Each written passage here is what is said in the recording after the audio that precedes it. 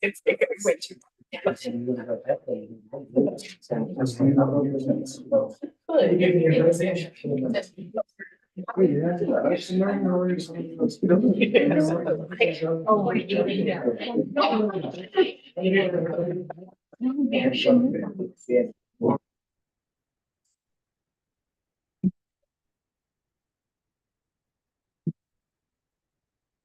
Oh, what? Were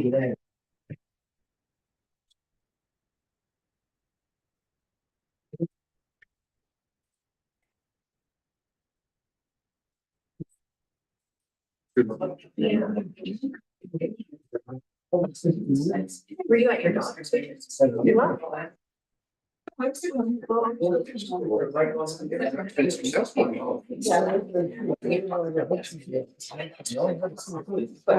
That's nothing like.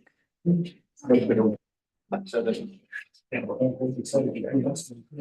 good evening, everybody. Welcome to the April 29th special council meeting.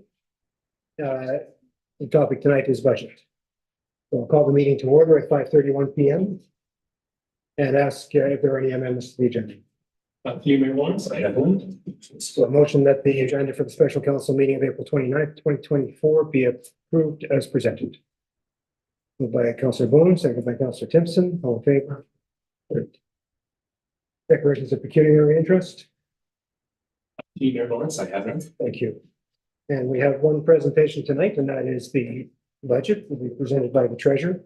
And I think the treasurer is going to go through it in right overall and then break it into stages. And treasurer, I'm going to give the floor to you and take it away. Thank you. Thank you. Through you, Mayor Lawrence. Tonight's budget presentation has to do with the 2024 municipal budget that's been placed together by the management team.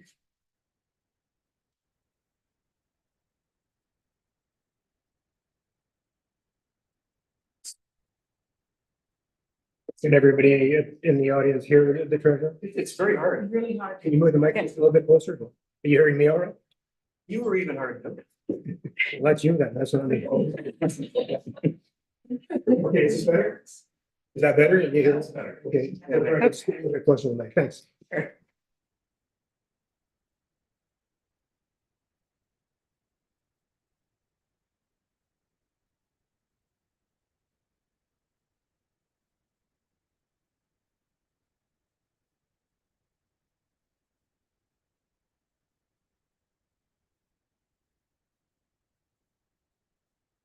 Technology is wonderful.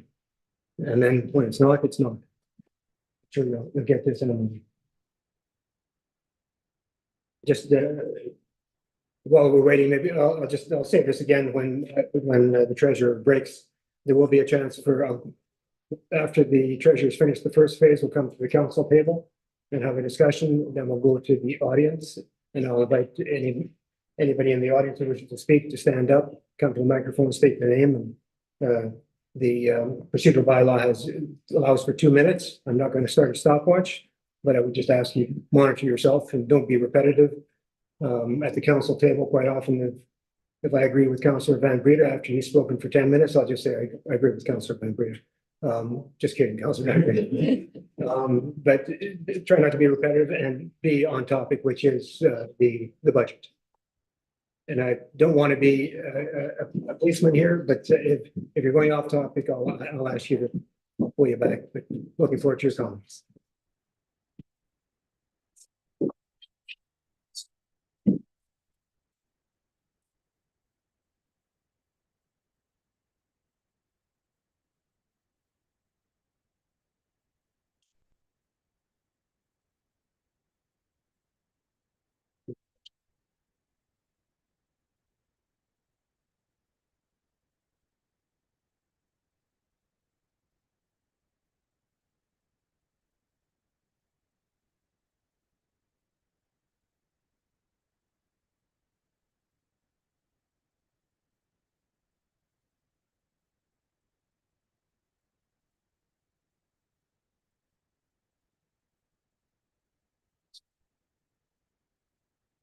Sorry. Just try.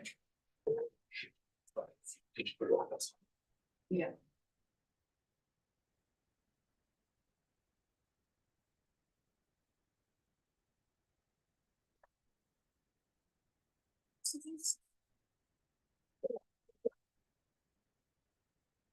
Are there any stand-up comics in the audience? Council? You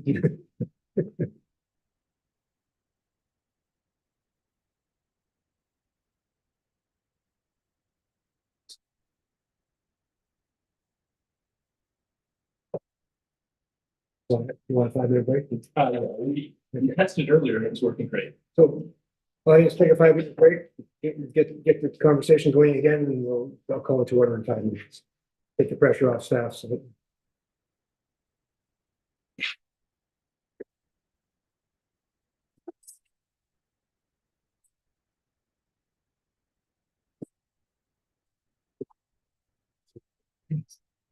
I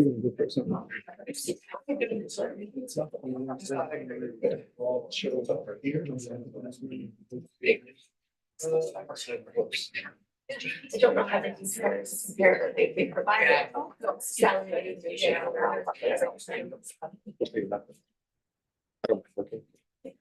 It's so weird.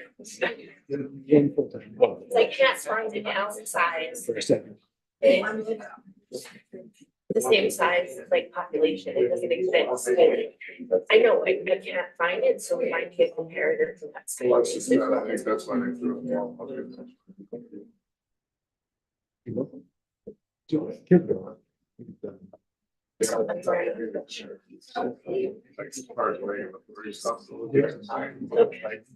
They come in that we do something that they protect. It's a child. So.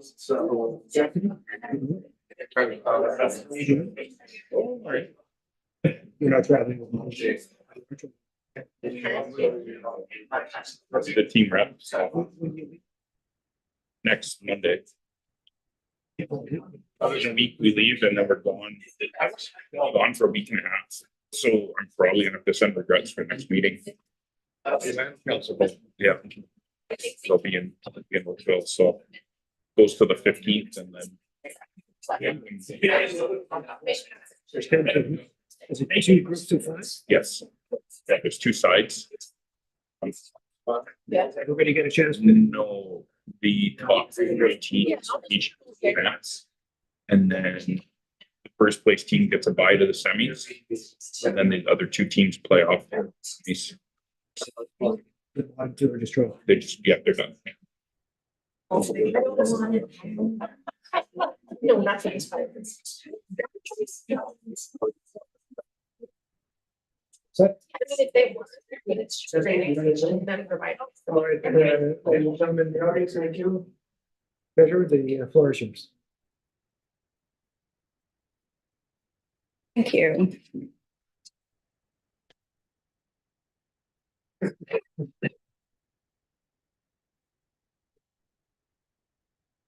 We can do that part for you.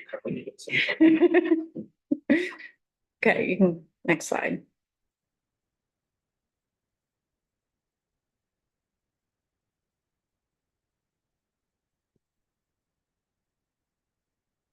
No, no.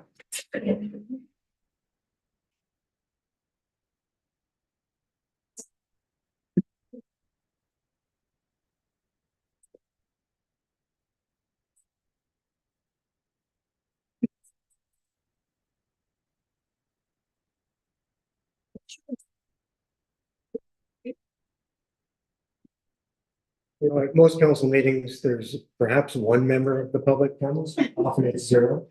Especially for public meetings, we get a lot of people, but here we are with an audience and we're frozen. We should be safe. We're good.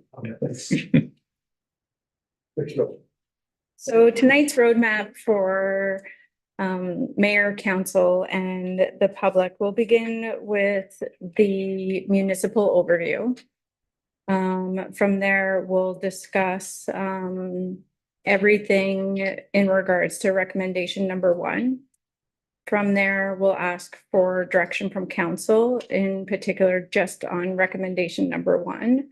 And then from there, we'll do the rest of the recommendations until at such point that council hopefully passes a budget tonight.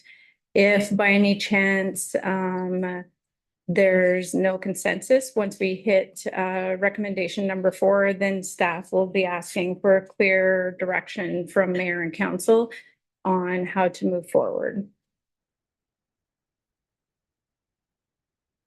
So municipal overview. So the Municipal Act is what guides the budget in regards to what municipalities are required to do. As everyone knows, they are estimates of sums that are required for the year for the purpose of the municipality. The municipality is allowed to levy 50% of last year's tax levy until such time that the budget is passed. And then everything is allowed to move forward after that with the new tax rate.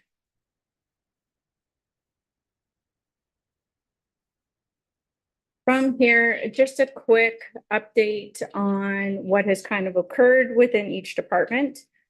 So the airport department, like everybody knows, is 100% user fees. And we've listed just a couple of their priorities for 2024 in regards to what some of their focuses are going to be. There are additional information that's located within the budget package as well.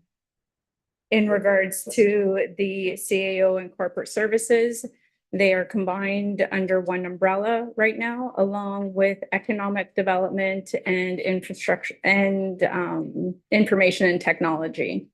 So when within the CAO and corporate services, they were able to save a little bit of money, and items below are listed in regards to what some of their priorities are for this year. Economic development as well, they were able to save a little bit of funds compared to last year. And listing of a couple of priorities that what they're hoping to accomplish this year. In regards to information technology is a division also of corporate services. And their budget has increased a little bit, just a tad over under $34,000. With some of their priorities with replacing some of the current hardware and everything that the municipality needs in order to update.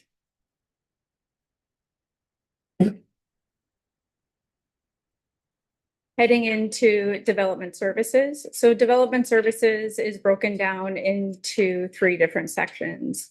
There is the building component, the facilities, which maintains 22 buildings, and the planning department. So within development services for buildings, they had an increase of just a tad under $63,000. A lot of their priorities and stuff, and are in particular to closing off some of their projects as well from 2023, and in regards to staff training.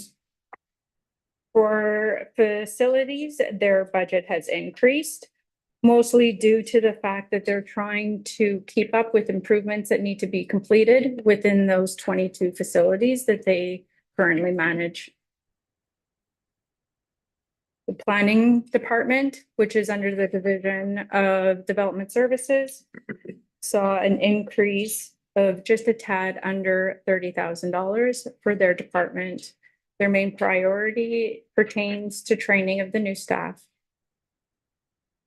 Emergency services is divided into 2 separate components: emergency services and bylaw and enforcement. So emergency services saw an increase to their budget compared to last year of $127,000. A lot of their priorities pertain to inspections and the new regulations in regards to fire training.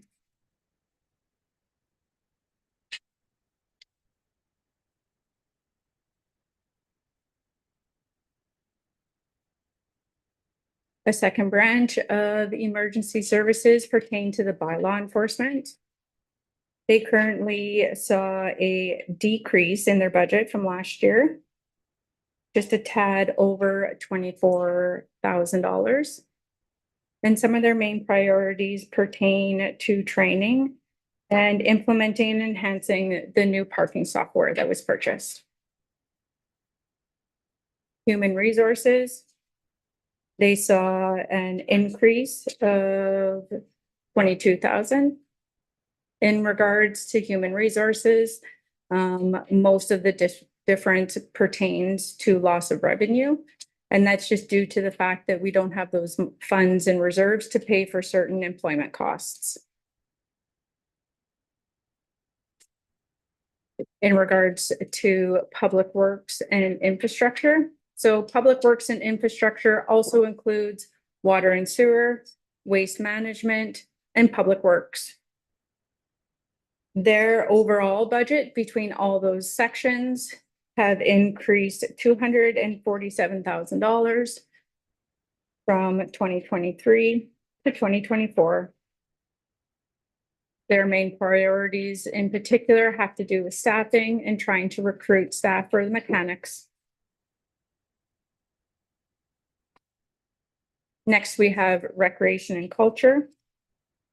Their budget has increased from last year at just a tad over $216,000. Some of their main priorities is enhancement of the Memorial Arena, to review their revenue structures, and to collaborate more with the community.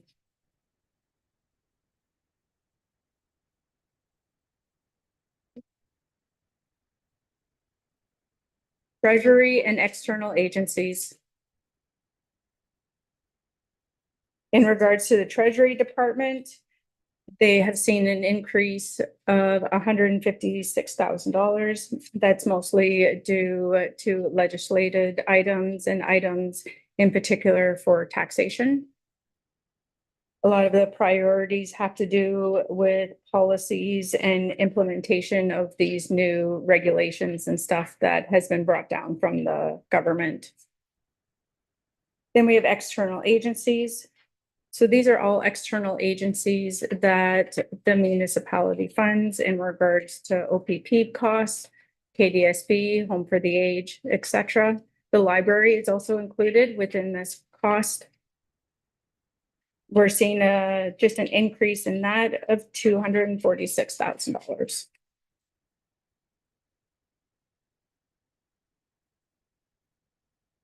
So how does this all break out in regards to how much of it is funded through 100% user fees? How much is deemed kind of uncontrollable costs within the municipality? And how much of it pertains to items that the municipality and staff does have control over? So in regards to 100% user fees, we have just a tad over $21 million in regards to that. And that it equates to 56% of the total operating budget.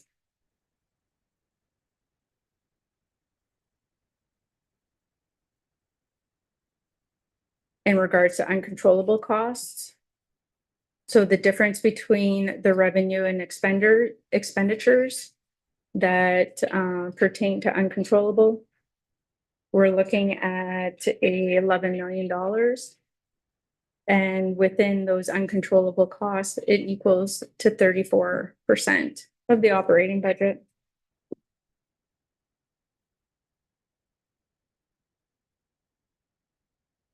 Then we have items that the management team actually has control over. So in regards to the whole entire budget, you can see that only 9% of the total operating budget is pertains to stuff that we actually have control over. And we were able to decrease a little bit of those numbers from last year to this year.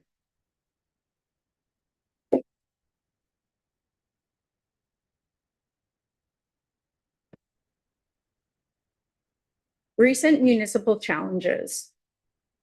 So throughout the last couple of years, mayor, council, and staff has had a lot of challenges over pretty much since 2019. So 2019, we had evacuations that ate up a lot of staff's time. And due to that, a lot of projects and items were placed on hold that would have happened in that year. the years after that, COVID hit, in order to make sure that the municipality wasn't in a deficit at the end of those years.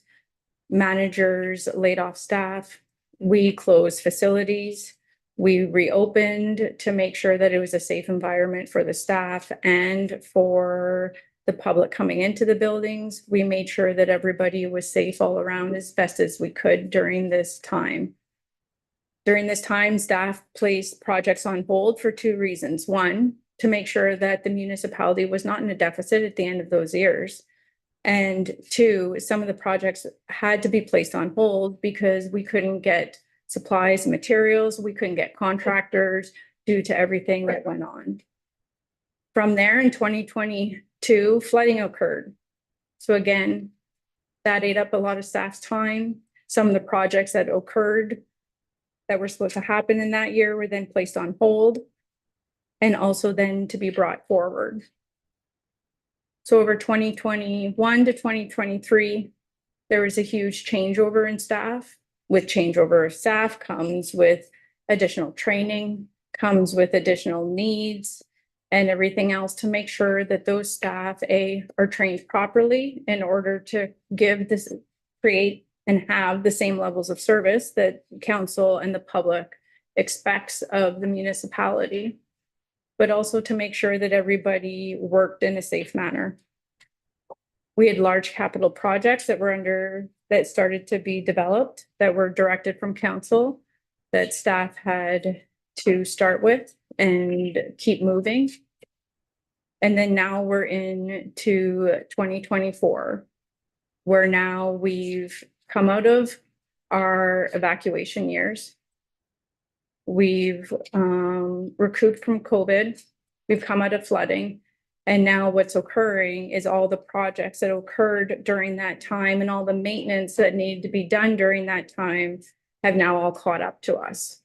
So staff is now trying to get caught up on our buildings, on our maintenance, fix items, try and give a better levels of service for what council and the community expects of us.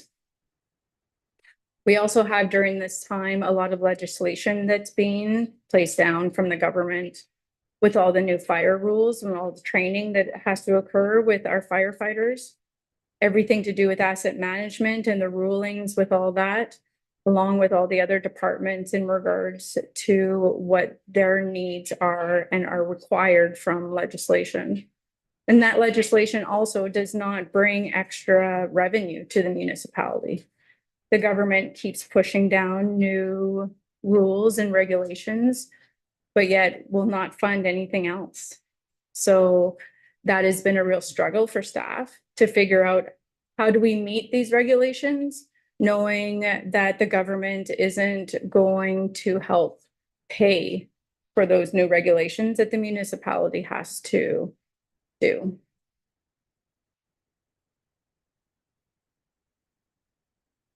From their recap of the assessments with what has happened.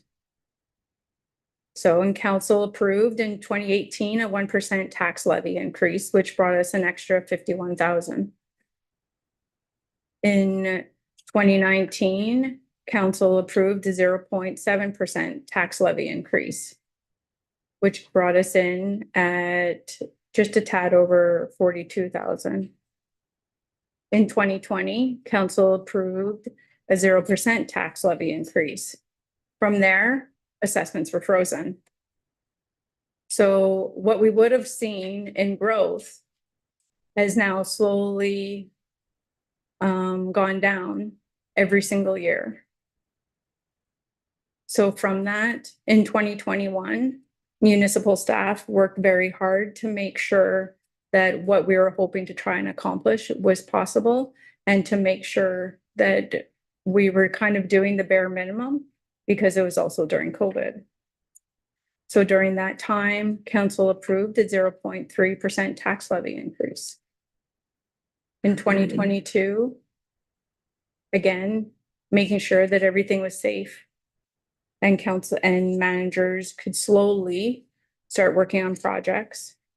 Council approved a 1.9. And then last year, council approved a 1.7 levy increase to bring it up. And now we're slowly trying to get the levels of services back to where they need to, along with the maintenance of all of our buildings in regards to legislation and all the extra training that's needed for all the brand new staff.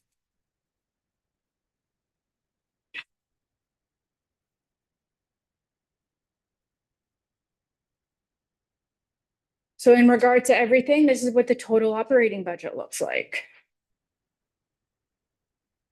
So currently we have expenditures of just a tad over $38 million.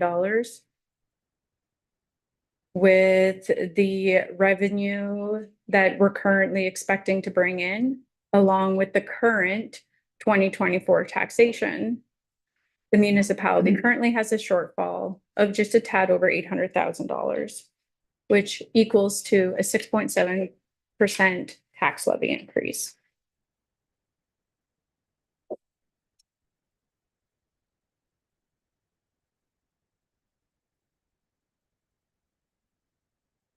So into recommendation number 1. That council approves a 2024 operating levy of $13,141,377. That equals to the 6.76 levy increase of what we're requesting. This recommendation is a very low or a small risk. The current risks are as follows. So council approved $60,000 to be transferred from the 2023 into the 2024 budget in order to support employment costs. These funds will not be available in 2025's budget. So that means that the municipality going into 2025 needs $60,000 in additional revenue through what we currently know as of right now.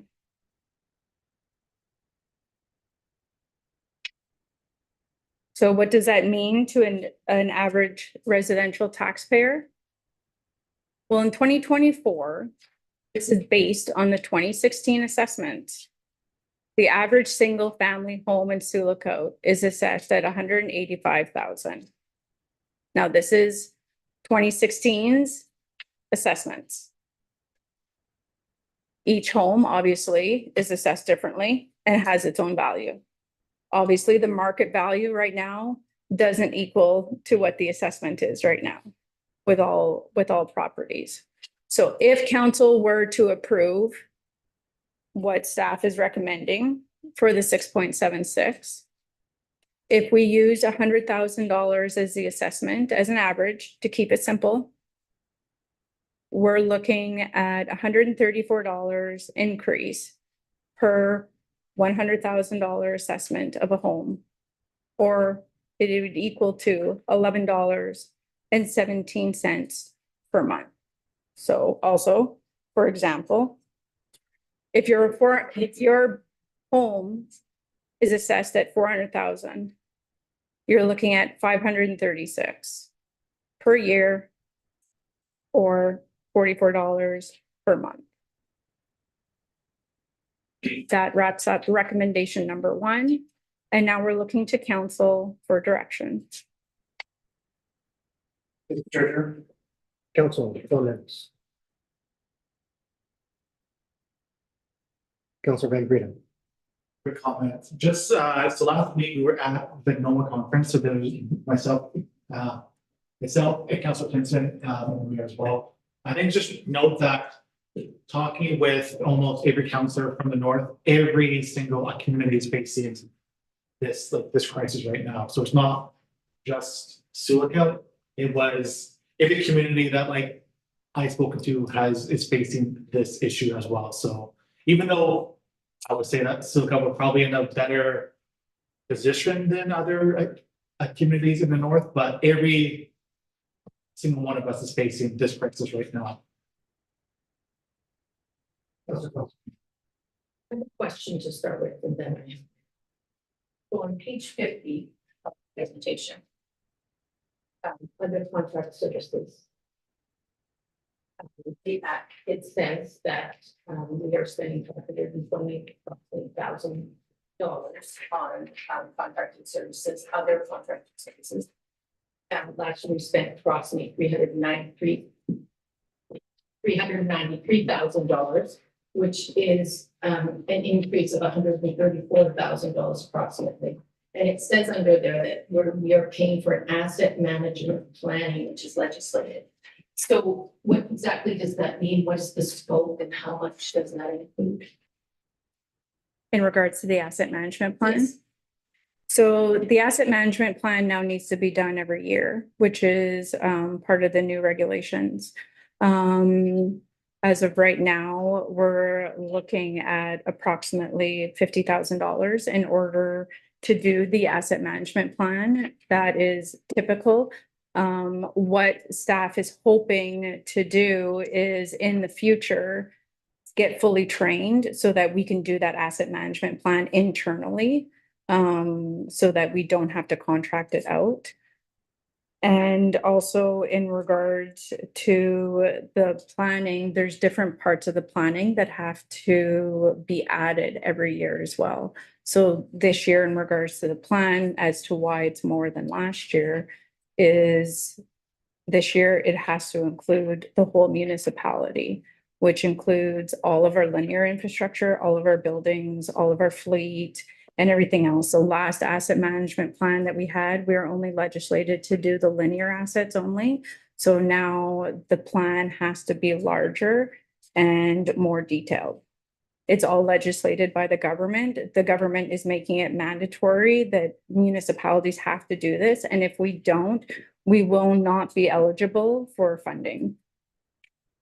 So so we hired a consulting firm to do this? We will be hiring a consulting firm.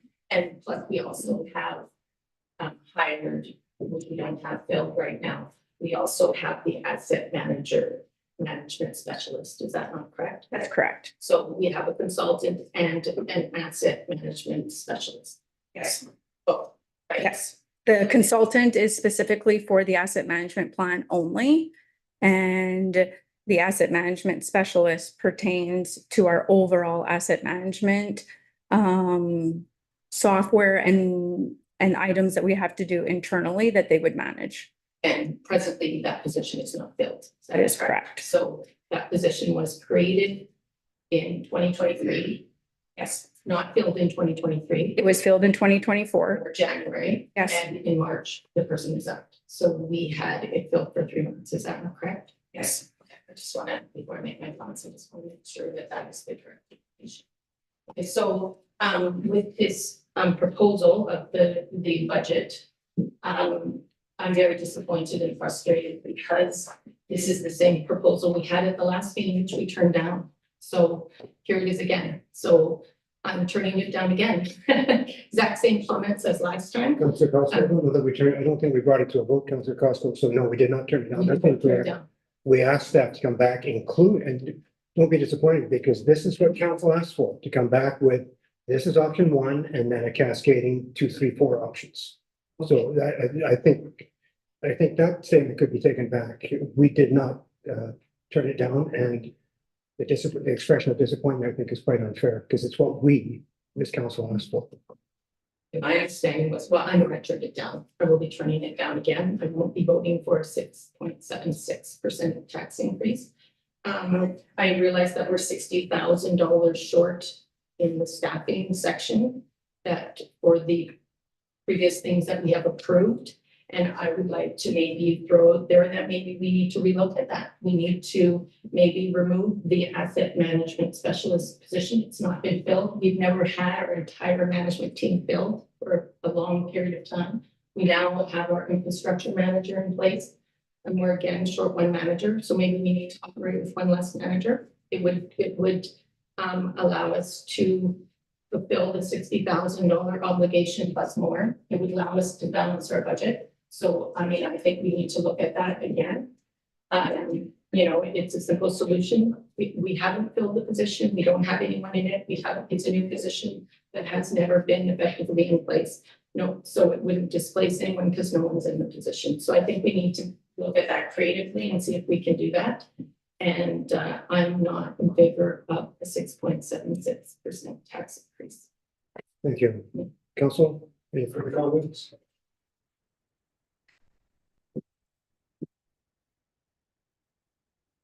Council Thompson. Yeah, I just wanted to add to what Council really did say that most all communities we talk to, other than one, is in the same situation. I think it needs to be noted that we, in all those communities, other than possibly one in our district, have the lowest industrial tax base and not a very large commercial base. So in many ways, this is maybe the best we're going to do and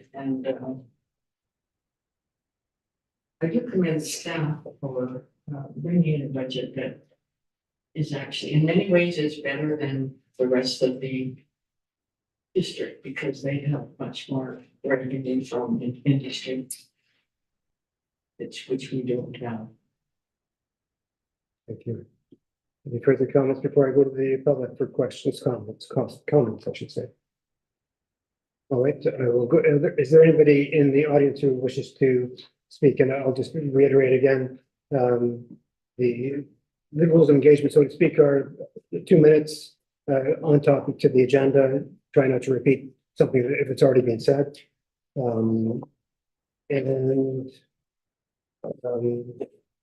I think it's the operating, but the capital budget we've already approved 2 months or so ago, so that's not on the agenda. If you wish to speak, please step forward to the mic, state your name and make your comments.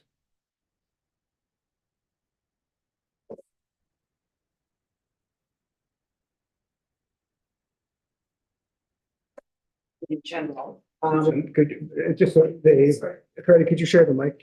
We're not going to worry about that. We're going for tonight's meeting. I think people just distract. Try to project as best you can. Thank you. State your name and Yeah. thank you.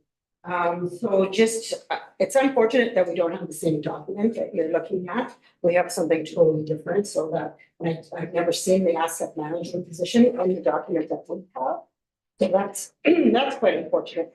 But in general, in the majority of the departments, there is an increase to employment costs that are quite substantial. So my question for the council and the staff is we get a better understanding of what those employment costs are. We have heard about training, a lot of training because of new initiatives, new regulations. In some areas, there's almost $200,000 worth of an increase in employment costs. So just trying to understand what makes up those costs. Thank you. CAO, do you want me to direct that question? Through your words, so at a high level, the things that are included in employment costs are wages and benefits, travel and training, medical related expenses as part of the group benefits package. Those are some of the highlights of what is included in that category of employment costs. I think the question was increases in employment costs. Yes, as the treasurer, through Mayor Lawrence, indicated, there's been significant staff turnover, so there is a lot of training, because there's a lot of new staff because other folks have left over the last number of years. So yes, there are other increases in training costs, there are increases in group benefit medical costs. Those are real numbers. Thank you. Members of the public. Anybody else? Please step forward and state your name. Yep.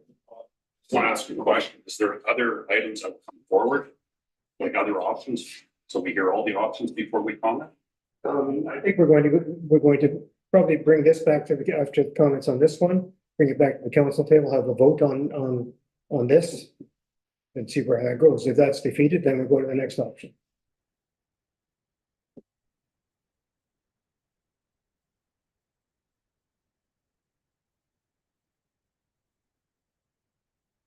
My name is Stacey George. I'll go as quick as I can with the limited time I had to review the package today. I just want to elaborate on the $134 more per year. If you are the average income earner in Sioux, you earn about 108K a year.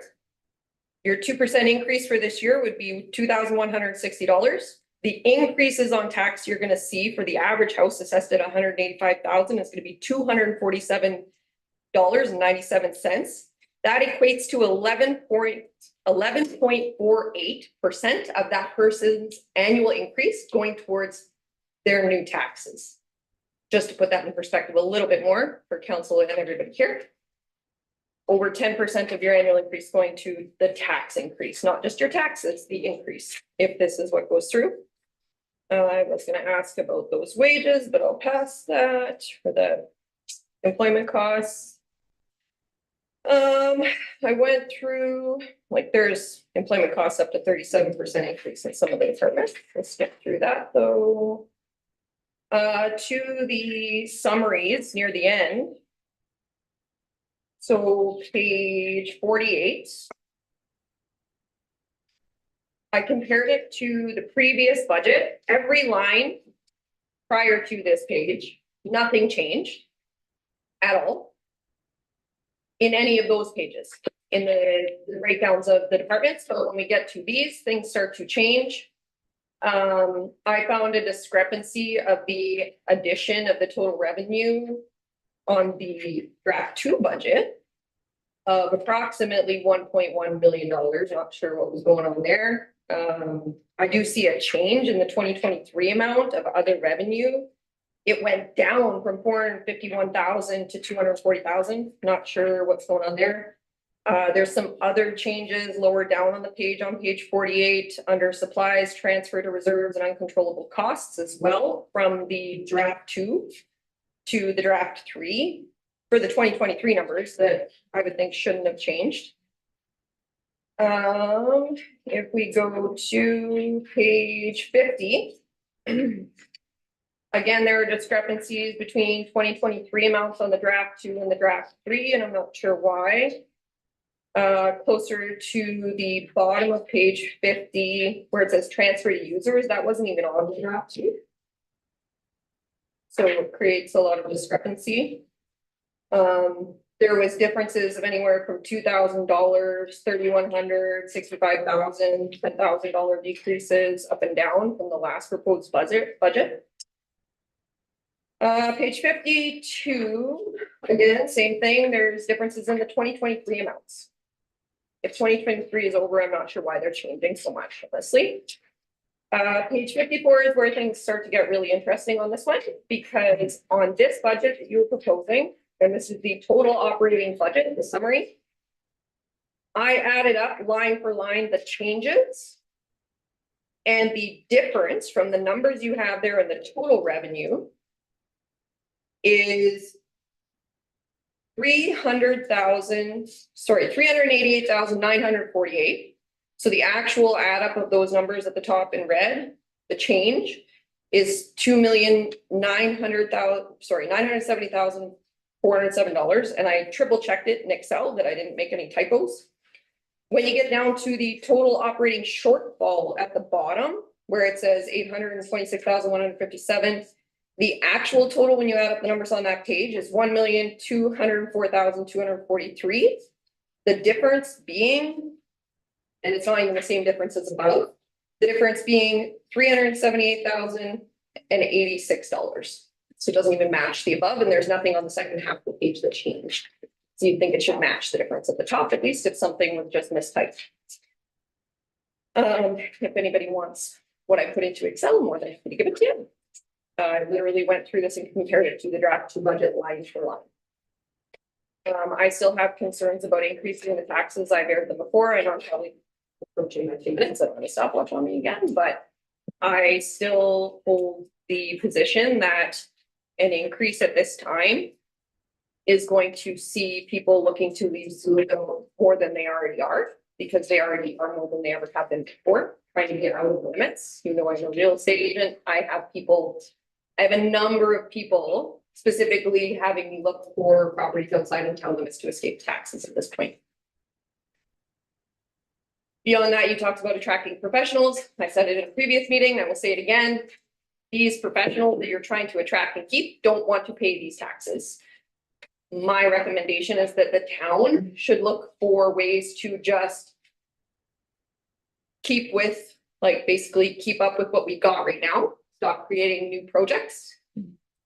Figure out how to work with what we got and just maintain.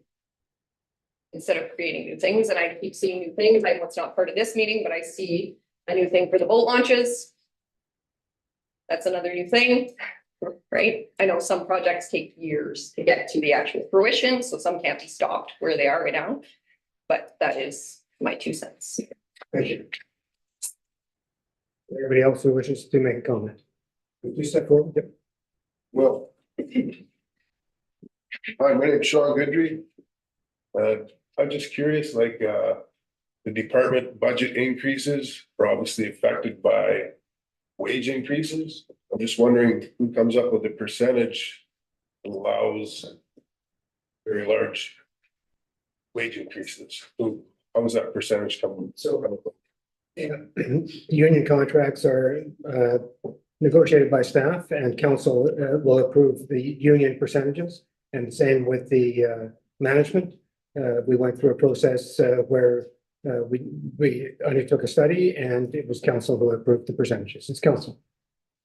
Okay, well, a normal tax or a normal wage increase would be 2-3% for probably most people. When we start looking at 20-30% or more, that seems a little high, wouldn't you think? I'll just say, I'm not going to get into a debate with you, but I think council can take responsibility over about 20 years of not reviewing the salary grid for 20 years, falling far behind the regional and provincial salary grid level. So we had to up the salary grid and then apply the annual cost of living increases. So council did not consider it too high. That's what we approved. We need to remain competitive and maintain. We have an excellent staff. It's a time where it's very difficult to attract staff. We've been having trouble attracting staff. Part of that may have been wages. We need to be competitive, not only with other municipalities, other agencies, but also within our own municipality, with other agencies who are offering employment that's higher level than ours. Okay, well, say if I bought my house 19 years ago, my taxes were $6,300. They're now approaching 14,000. Would you not consider that? I'm not going to get into the particulars of your particular. I think you take compound interest, you take a lot of things. I'm not going to go into the particulars of your I'm not case. going in particulars. That's a very high number. I should be concerned going forward. Year after year, the increase is like, what am I looking at 5 years from now? $20,000 in tax? That's crazy. I agree.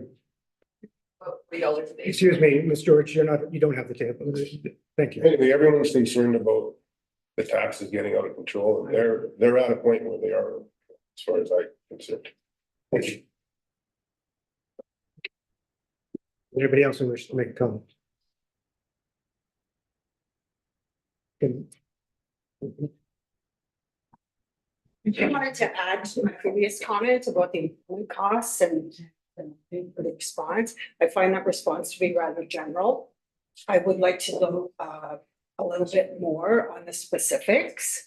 When it comes to benefits, pay increases, the details. I would like to see a further breakdown of that. Those are just very general terms that really don't break it down for us. I think the nature of that discussion is it will be general, except in closed session with council. That's unfortunate because it doesn't seem very transparent. Thank you. I'll just finish with it. Is there anybody else in the public who wishes to comment? Please step forward, state your name. Yeah, my name's Daryl Morgan, resident in Sioux all my life. Just general statements that I want to bring up to the floor here. You can't keep going back with the taxpayer at 6.7%. It's not acceptable. Nobody sitting in this room is seeing a 6% or 7% increase in their wages. The taxpayer is tapped out. It's time that the leadership around this table and management within the community gets creative and finds creative solutions how to reduce the costs and get more services done around the community. It's time to get off the consultant bandwagon. Do more in-house. If every time we turn around, there's consultants, and you're probably paying 4 or 5 times the wage for consultants that you'd be paying for your own staff to be doing it.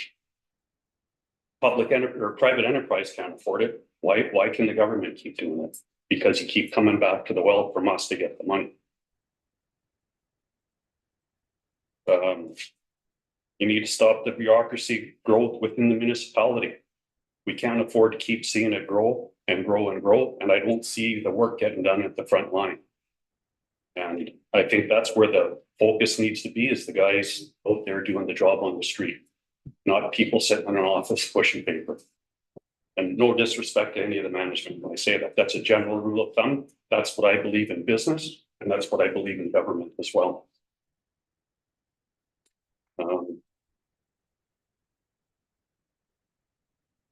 You know, for years, the government or the municipalities benefited from the increase in the assessment, plus the increase in mill rate. And I realized that the assessment's been frozen, but at some point it's not going to be frozen. There's going to be a huge reassessment. Like, I'm paying $14,000 a year, and I know we won't talk individuals. It wasn't too long ago I was paying $8,000 a year.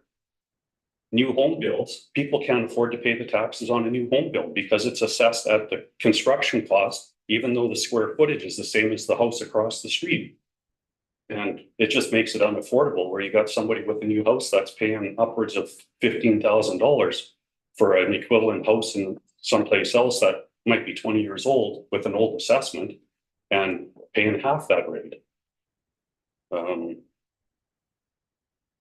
As far as the businesses go, we can't afford the increases either. And the tax rate is not only the municipality piece, it's the business part.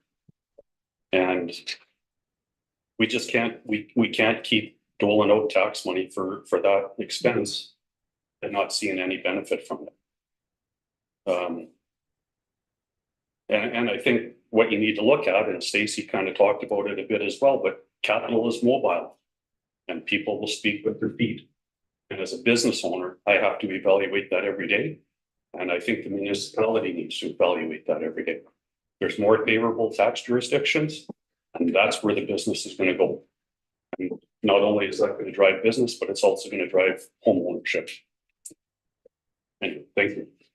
Thank you. Is there anybody else from the public who wishes to make comment? Seeing nobody, I'll bring it back to the council table. Councilor Costco first, go ahead. I just wanted to address. Councilor Costco, it's at the council table, you can address it. but you- Yeah, I just wanted to address the concern about the transparency of the wages. The grid is on the website. We did have the grid approved to be on the website, so it is there. It's not listed with each position, but it's listed by bands. So all of the information is on the municipal website, so you can look it up. Council, any further comments? Should I now see I put a motion on the floor to bring it to the council table? Let's see, everyone's, yes, the motion for council with respect to option one is as is on the screen, or sorry, maybe not on the screen, sorry. The council approves the 2024 operating levy of 13,141,377. So that's the 6.76. I need to do a final discussion, need a mover for that? To bring it to a vote. Councilor Timpson, for you, No, I want to make just my whole comments that, on this motion, or? no, just generally. And Okay, all right, sure. I mean, I hear what everybody is saying, and I would say, I think that the staff are doing a very good job. I do think that we as a municipality, we have to look at how we increase our revenue other than the tax base, and I'm throwing some ideas around with the CAO. But I think that that's where we have to look at, that bringing in more money, we have to change user fees. I think we have to seriously look at that.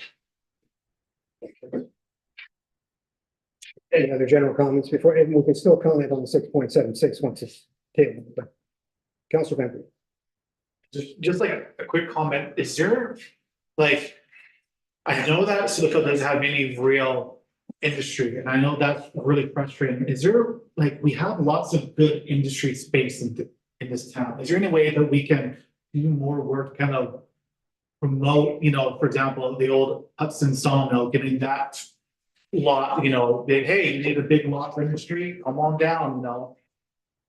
Is there a way that we can, I guess, talking about like the user fee, but I don't wanna like increase all the user fees and everyone's paying more for garbage, more for everything, more for that. I'd rather have people pay for their taxes pay for everything, and not just be that. But we have to do more of just promoting industry in Sulico. I think that has to be, I know it's easier said than done, obviously, but it's just like, it's, every time I go see my friends in other communities, I'm always like, just jealous how, you know, they have mines, they have mills, you have all of these small northern Ontario towns that are now booming, and it's just like, is there a way that we can jump on that train, you know, jump on the lithium train, jump on the trains, you know, for gold resources? Is there a way that we could promote, you know, Silicon industry, like we're open for business, come on down? I know that's a general statement, but And just, I think we do have real industry in the town. It might not be real big industry, but just, there might be people here who are working in industry. Just, we do have some industry in the town, but absolutely, we're not sitting on a gold mine, and we don't have an old time paper mill. We had a lumber mill in Hudson for many, many decades, employed many people, and that industry has been in a bit of a decline. I know didn't have an economic development manager in position for a couple of years. We have for the last number of months, and I know there are things that are happening behind the scenes that we try, and we've been trying for years to attract industry. So fair comment, but it just highlights the fact that we don't have that as if the hospital employing 425 people was a mill employing 425 people, it would be about $1.5 million of tax. Instead, it's $8,000 of payment in lieu of tax. It's a significant effect. I'm going to put the motion on the table, and then we can discuss that at the council table. So, need a mover for the council approves 2024 operating levy of $13,141,377, requiring a tax levy increase of 6.76%. Moved by. Is there a mover? If nobody's willing to move it, then what's procedurally, how does that work? We will just move on to the next one if there's no mover and seconder. Well, can I move it as chair? I'll see if there's, I'll move it. Is there a seconder? Just, you'll second, okay. Discussion on 6.76% tax rate increase at the council table. And maybe I've just opened a dead balloon and we're just going to defeat it, but I'd rather defeat it. Councilor Kempson. I do think we have to look at ways in which we can bring it down, along with looking at how we increase revenue in other spheres as well. Thank you. Yeah, I think staff have made a recommendation here based on prudence. I think there are risks involved in going lower. And I agree, our taxes are higher here than they are in many and most places in Ontario and regionally. I would say the most significant reason is what's already been stated. And I did a couple of months ago, a few months ago, when we were starting the budget process, I did a review of 10 or 11 municipalities. I started with the city of Toronto, and I included London, Ottawa, Thunder Bay, Dryden, Red Lake, Greenstone, Kenora, Silico, and just, okay, what's the breakdown in where they get their taxes? And of those 11 municipalities, Silico is the highest in terms of a 75% reliance on the residential sector. Well, it's Dryden to our south, about just over 50%. So everything else being equal, if you had a $4,200 tax bill here in Silico, it would be $2,800 in Dryden, just because of that split in the dependence on the residential sector. So absolutely, we either grow the residential sector so there's more of it to support that and spread it out more, and also grow commercial and industrial. Absolutely, Councillor Van Breda and Councillor Timpson, as to your points. We are promoting, you know, sometimes you have to spend to the Hillcrest subdivision development. We believe we're gonna have quite some significant office buildings and commercial development in there, which will help decrease the reliance on the residential sector. We're doing, the big one, that's out, the development is out now.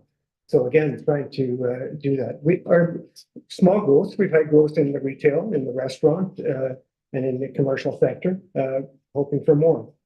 The provincial MAC tax made a difference. The municipal accommodation tax came in, and that has truly helped us in, I know that some of the hotels were sold as hospitals, but they're still paying the MAC tax on a per night basis. The hotels, we have 2 possible hotel developments coming, commercial hotel developments. They'll pay their property tax and the MAC tax. I agree. I would, airport manager, please have patience, but I would love to see us generate more revenue from the airport. The airport really is a significant link in the healthcare system. Half the travel through there, I'm sure, is related to healthcare. Much of the other travel is government. So I think that it would be, I think the airport, it would be a useful tool if we could. AMO, we sat at the AMO board for quite a few years. AMO was looking and you know, the freeze on the assessments right now, the government is saying, and they said, Councillor Timpson, Councillor Brambito, you were there as well. We heard at the Northwest Ontario Municipal Conference last Thursday, Friday, when the ministers were there. They're looking at a new model to replace, enhance, update the property tax system. Apparently, the property tax system is older than Sioux. It was brought in 1897 and hasn't been changed much since. We need new tools, a new way of looking at creating revenue for the municipalities. We're not alone in this. We are alone in that residential, not alone, but we're at the high end of that residential split, which makes it so difficult here to stomach. You know, we've tried to go to the residential sector. We've applied to the Rapid Housing Initiative, 2 projects, to the Housing Accelerator Fund project. We weren't successful. And guess what? There was only 1 municipality in Northwestern Ontario that was. There's just not enough money to go around. The decreased cost in new tender, we look at, and I know decreased consultants, but sometimes you need consultants when you don't have staff. Sometimes it's more cost effective to have an expert do something than it is to try and retain staff. And staff attraction and retention has been a problem, perhaps because of the higher cost of living here, perhaps because of our wages, perhaps because everywhere is having problems with staff attraction and retention. We're trying hard on the policing costs for years to have a discount, and we're working on trying to reduce policing costs by things like the LCBO controlled access, which the government decided not to proceed with. We're currently starting the process with the LCBO to relocate the LCBO to a new location in Sioux that would perhaps decrease calls for service and help the downtown. We work on, I sit on the Kenora District Services Board, on the Northwestern Health Unit Board, to try to control those costs as best we can, influence from the municipalities to those boards. We're looking at a boat launch review to try and make that more cost effective for the town. Small things, Kenora District Homes for the Aged. We've begun a dialogue with them about the $500,000 now annually that we have to pay them for reduced access to long-term care in Sioux Lookout, but we have to pay more each year. So a lot of these things are, in my mind, long-term. It's the long-term game. A lot of these things, they don't happen overnight. You have to be in it for the long term and continue advocating. And yes, tax rate increases. I think they should be reasonable. I think it hurts when we do.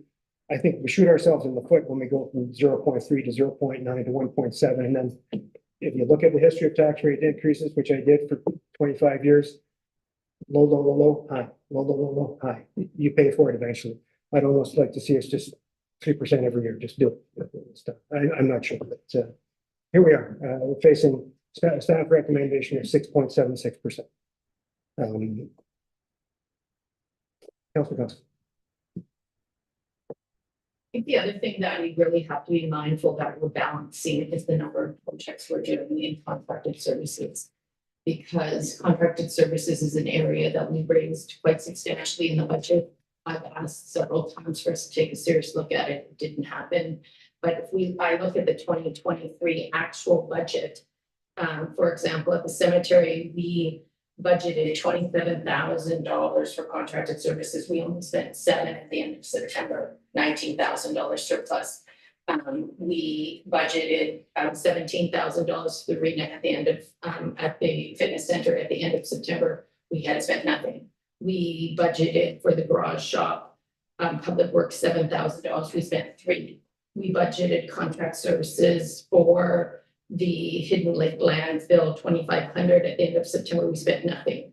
And this goes on and on and on. So I think that, like Carly highlighted, like stuff happens every single year. We put a huge number of projects in place, and can we actually accomplish all of these projects? These projects are being funded from taxpayer. The contracted services are all being funded from taxpayers. And we're not completing the projects over and over. And I looked at the 22 budget, and the 22 budget was the year of the flood. So, you know, we had a big situation this year. Who knows, with the situation we have with no precipitation, we might have another fire year.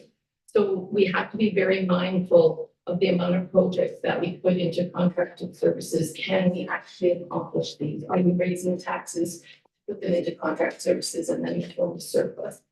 And then we're not accomplishing them. So I really want us to be mindful that what we put into contract services are realistically that we can accomplish. In-house. A comment on it? No, Yeah, fine. yeah. Thank you. Anything further, council, before I call the vote? All right, I will call the vote on the motion that's on the floor for a 6.76% tax rate increase. And to start it off, I'll just say I'll vote in favor. We have a recorded vote. Certainly. Only have to ask. And you run the show then. Hey, you hear the ones. So we're going to record a vote on the 6.76% option. Councillor Costa, No. and Councillor Bone, No. and Councillor Timpson, No. and Councillor Van Breda. No. Councillor Cassidy. No. No. And Mayor Lawrence. Yes, Mayor Lawrence, that is 6 opposed, 1 in favor. The motion is defeated. thank you. Treasurer, back to you.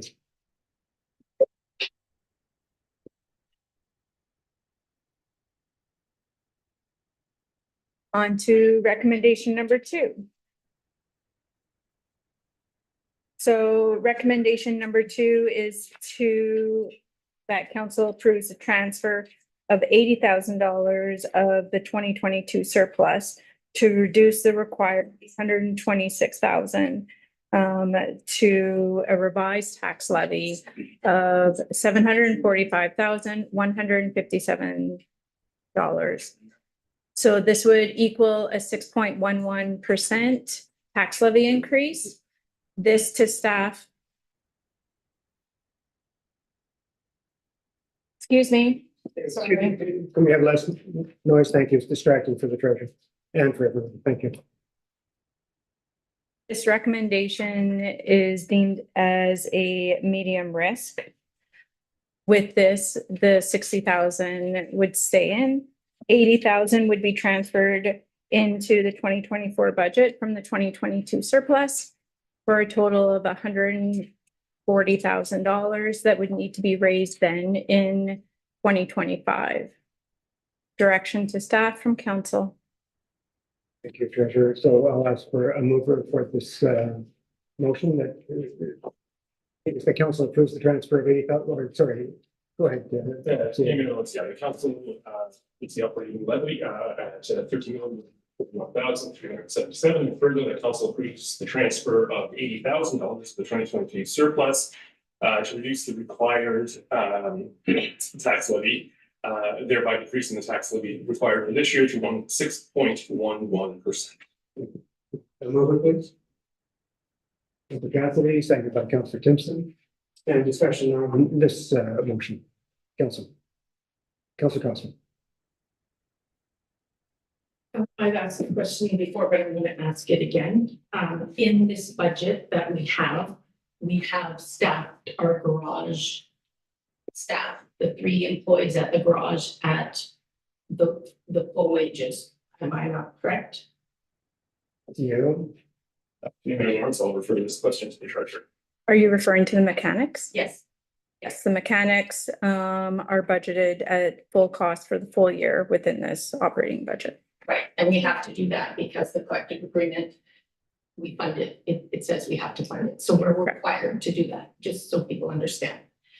There are 3 positions, a head mechanic, a coach, and tri tech, and an apprentice. All 3 of those positions, I believe from pulling from page 19 of the 2023 budget versus the actual budget on September 30th, that it is $263 and $263,435. So those positions are being funded in the budget at that rate. And also, since we have no one is there, no one is doing the work, we have also funded the contract take out of those positions of the work. Is that not correct with the garage?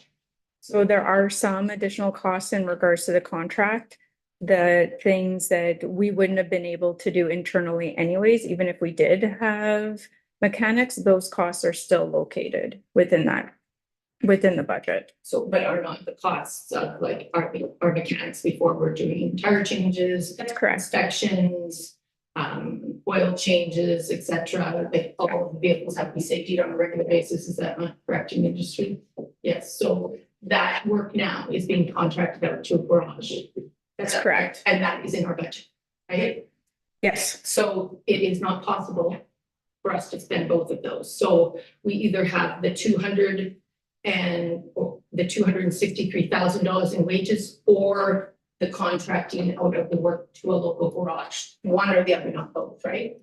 So in regards to some of those costs, so the costs that we wouldn't have been able to do internally is in the budget. So items that our mechanics would not be able to do for certain licensing and stuff is located in the budget. As of right now, because we don't have mechanics, we're using those mechanics' wages at the current moment to pay for the work that would need to be done on our fleet. So they're not, so you haven't. We haven't double dipped as, No, someone asked this question, we were double dipping, so we've changed that. yes. Okay, so So- we absorb that cost and we're using.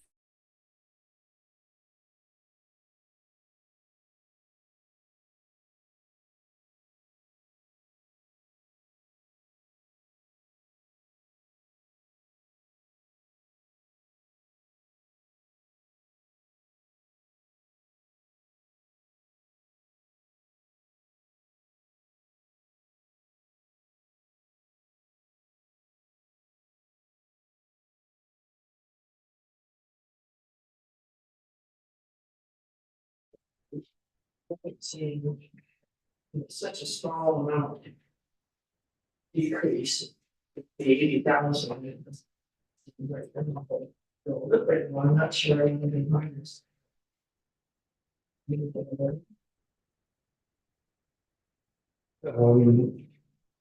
I'll discuss that and we'll see if this one passes. If it doesn't, then we do have this one on the floor right now. Yeah, you'll get any comments? It's at the table now. It's at the council table. Thank you. Is there an opportunity for the public to input to these other recommendations?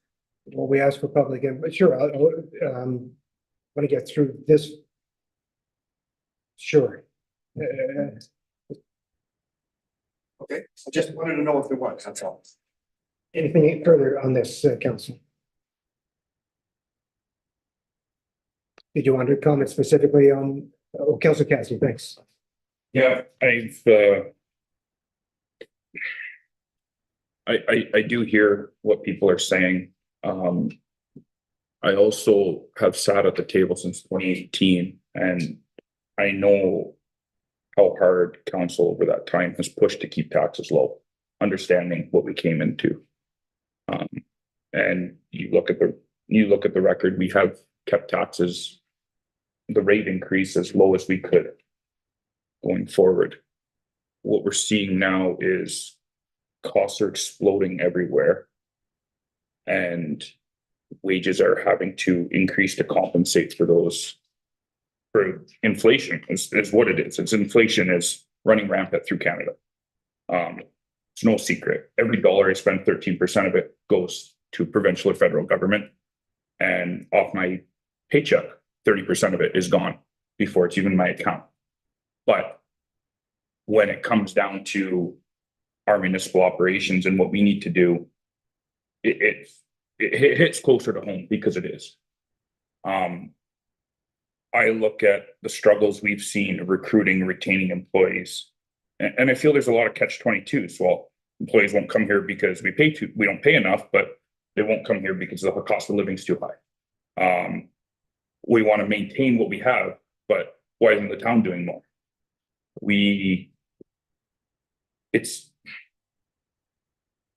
Taxes are too high, but when we try and increase user fees, well, I don't want to pay that because my taxes are too high.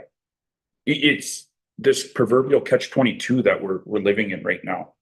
And what I've seen is I have seen that effort to go and try and keep taxes low. I've seen the work that staff has put in to bring this forward to us early so we can understand why this is happening and what's happening. Yes, some wages had to change. Mayor Lawrence commented on that as well. It wasn't like it was snap of the fingers and it changed. It was, I think, 3 meetings for us to get through that and work through it because we knew it was a tough issue to swallow. So, but when I look at the costs going up everywhere, I don't know how, when we've ran a lean budget for so long, or lean increases, I should say, for so long, that we can expect to absorb some of these costs. And I do agree, we do need to find savings or ways to increase revenue user fees. If you're using it, maybe there's more cost to you, so it's less impact on the tax rate for the people that aren't using it. It is something that we've seen a shift in with, well, our water, sewer, landfill. It's coming up with boat launches as well. It's something that we need to look at. I see the rec center, and no secret that I'm an avid user of the rec center, but that's something that has to be looked at, these user fees and how they can increase to offset the costs to minimize future impacts to the tax base. Given that the recommendations before we go down to 3 and 4, and the way it's stated here, we've already approved 60,000. We're looking to add another 80,000. We're just kicking the can down the road with these options, essentially, because we are already starting behind the 8 ball, 140,000 that we're offsetting with the surplus. Now, we don't know what another surplus will look like.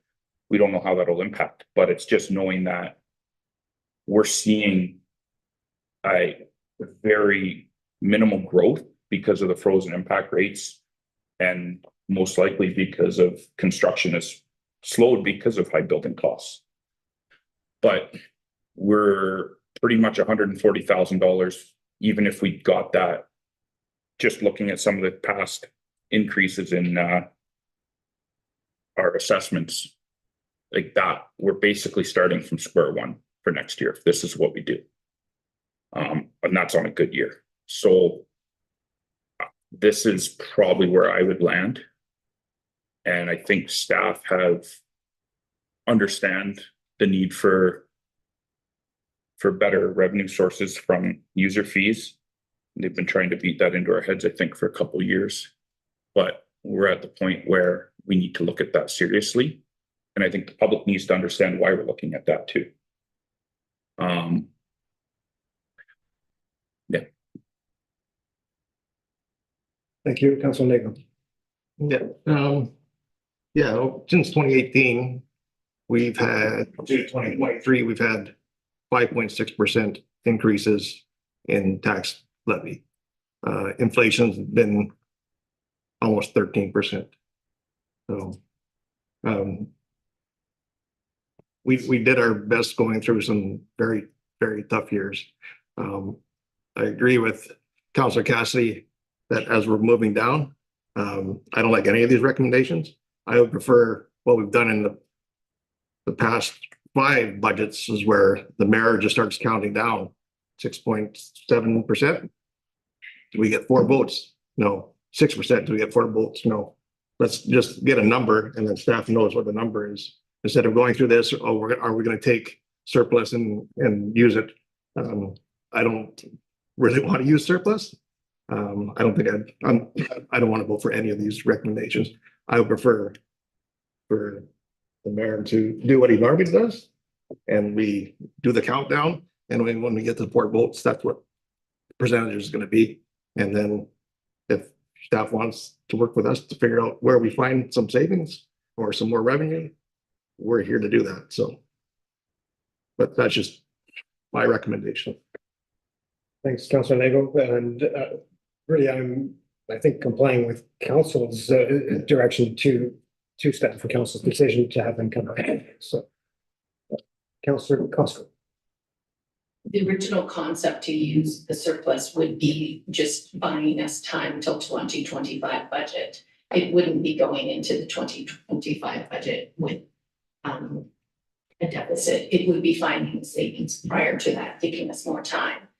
And now it's turned into we're going to go into the 25 budget with a deficit. That was never the intention. The intention was to give staff time to come up with review of user fees, some creative ideas, that and a willingness to find the savings so that when we arrive at 2025, we would have a balanced budget. It was never the intention that we would go into 2025 with a deficit. It was just the concept of buying us some time so we could come up with some more creative solutions. Anything else, council, on this before I go to the public? I think there's somebody in the public that wishes to speak. Councillor Cassidy. Sorry, I just wanted to add one more point too. And it was about a comment too. It's about, you know, the positions that we have here. And Treasurer, correct me if I'm wrong, but when we did our service delivery review, maybe Brian might, was it not between 60 to 70% of the work that staff do is legislated by the government in some capacity?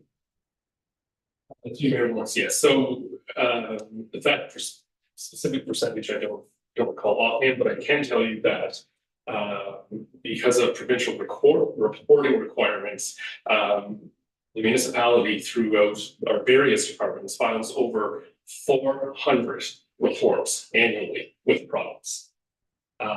When you talk about excessive reporting, there's a good example of that. So, and yes, that absolutely takes a long time. It's a lot of reporting for provincial government with the Ministry of Red Tape Reduction. So I know these are the things that like we've seen on the back end too that have contributed. And I do agree with the comment that your value for your money is your boots on the ground. There's been a bit of a dynamic shift in upper management, but I believe the intent is for that to translate with operations, efficiencies in operations, how we do things, making them better and giving better value for dollar. So thank you. Thank you, council. Councillor Gibson. When I think the recommendation council comes from the same, we can't go into a deficit. So what? Can you explain to the mayor a little bit more about what the implications of that 140,000 would be? So through Mayor Lawrence, the reality is that if we use this money now and savings or new revenue streams aren't identified throughout 2024, then essentially what we're saying is this money, which is supplementing this year's budget by lowering tax rate, this money will not be there. So essentially we're starting off If we cannot find savings to this amount or increase revenues to this amount, then we'll be starting off at, you know, if we use the recommendation number 2 as example, you know, we'd be starting with about a 2% tax rate before inflation, before wage increases, before any, you know, hydro increases, so on and so forth. That's what we're trying to illustrate here. But that's not to say that we're not going to continue to work with council. Of course, we are, as we always have, to identify new revenue streams and to find ways to reduce costs. I would suggest that that is something that staff does on an ongoing basis at council's direction, and staff would welcome ongoing dialogue with council to further that objective. Yeah, if we finish it in the audit report for 2023, remember this surplus is from 2022. In the audit report from 2023, if we may end up with an equivalent surplus to fill this hole in the budget that we're using the surplus for here and be doing something similar, or we might end up with a deficit, in which case we would be in double jeopardy because we wouldn't have the whole the use of the surplus is plugging now would be gone, and we would have a deficit from the 2023 budget. Anything further on this, council? Then I'll go to Mr. Pete, I believe, wanted. This, Mr. Mayor. It seems to me that recommendations 2, we have got 3 or 4, but they all accept the fact that we're going to approve the operating levy of $13 million plus. And I'm saying, my question to you is, why are we accepting 13 million as the starting point? I thought the point is to find ways to reduce the operating budget, then attack on how you're going to pay for it. But all of these 3 recommendations, just how to pay for the agreed upon number. And to me, that's, I know it's an iterative process, but all recommendations, presuming $13 million operating expenditure is not iterative. It's just, that's where we start. And now we're going to figure out how much risk we want to take on how to pay for it. We're hearing lots of suggestions on how to reduce operating costs. A lot of the departments have had significant budget increases from last year.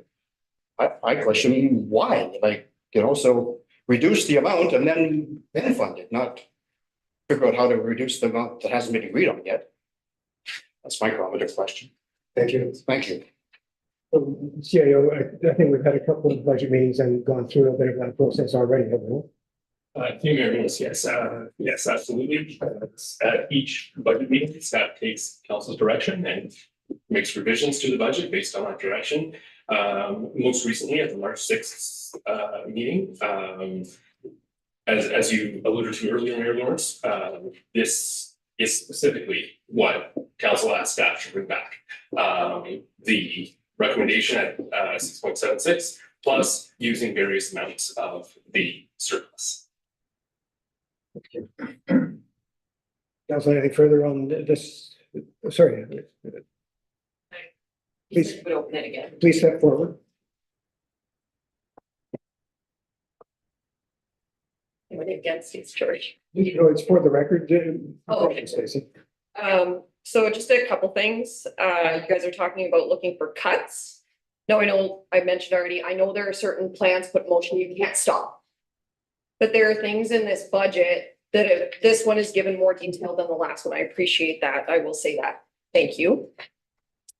But there are things in there that make me question, why aren't those things being cut now? It says that there are 27 cell phones. I know council doesn't hold town cell phones.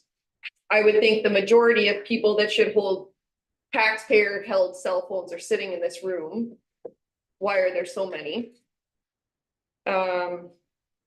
I saw something in here about the fact that monitors had to be replaced because the cords weren't compliant anymore. They make adapters that are way cheaper than new equipment. It said that there was also stuff that needed to be completely replaced because it had Windows 10 and that was becoming outdated. You can pay to update the operating system.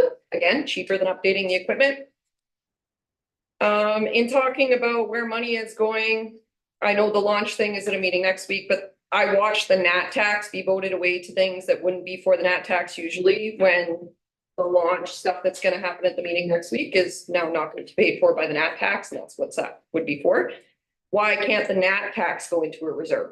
Is there something that says it can't? I'm curious what happened with not paying the full amount of the OPP bill. Because I'm under the impression that what we did is we paid what the Ontario standard is and not what Sioux is actually supposed to be paying when our bill came. And again, I will ask what's going on with those incorrect dollar amounts on here, because that is close to a 2% tax increase or 2% tax change on its own. Those discrepancies that are in the final lines of what you're basing this off of. If you need me to reiterate any of those, because it was a few questions, few statements, few questions like that. Do you want to direct anything or answer anything? Junior Lawrence, if council has any questions or wishes to direct me, I am happy to respond. I would just say on the OPP price, we're playing poker with the provincial government and we're covering our bets, and that's all I'm going to say. It's a negotiation, let's say, and we're covering our bets. That's the way it is. Council, anything further on this particular resolution? Then I will call the vote on recommendation number 2, which we've had a mover and a seconder, I hope. Junior Lawrence, yes, we have. And we did record a vote.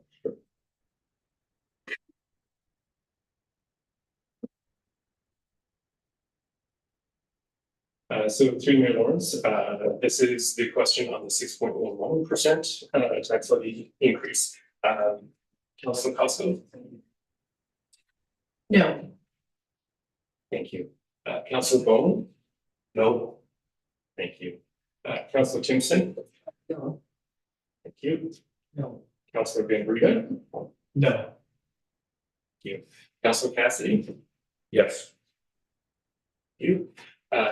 Councilor Lego? No. You and Mayor Lawrence? Yes. Thank you. So that is 2 in favor, 5 against, motion is defeated. Thank you. Treasurer, back to you. Moving on to recommendation number 3. With some help with the Maybe not.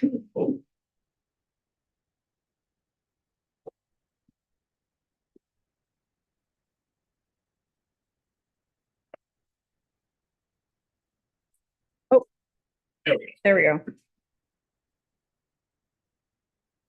So recommendation number 3 is that council approves the transfer of $245,000 of the 222 surplus to reduce it down to 581,157.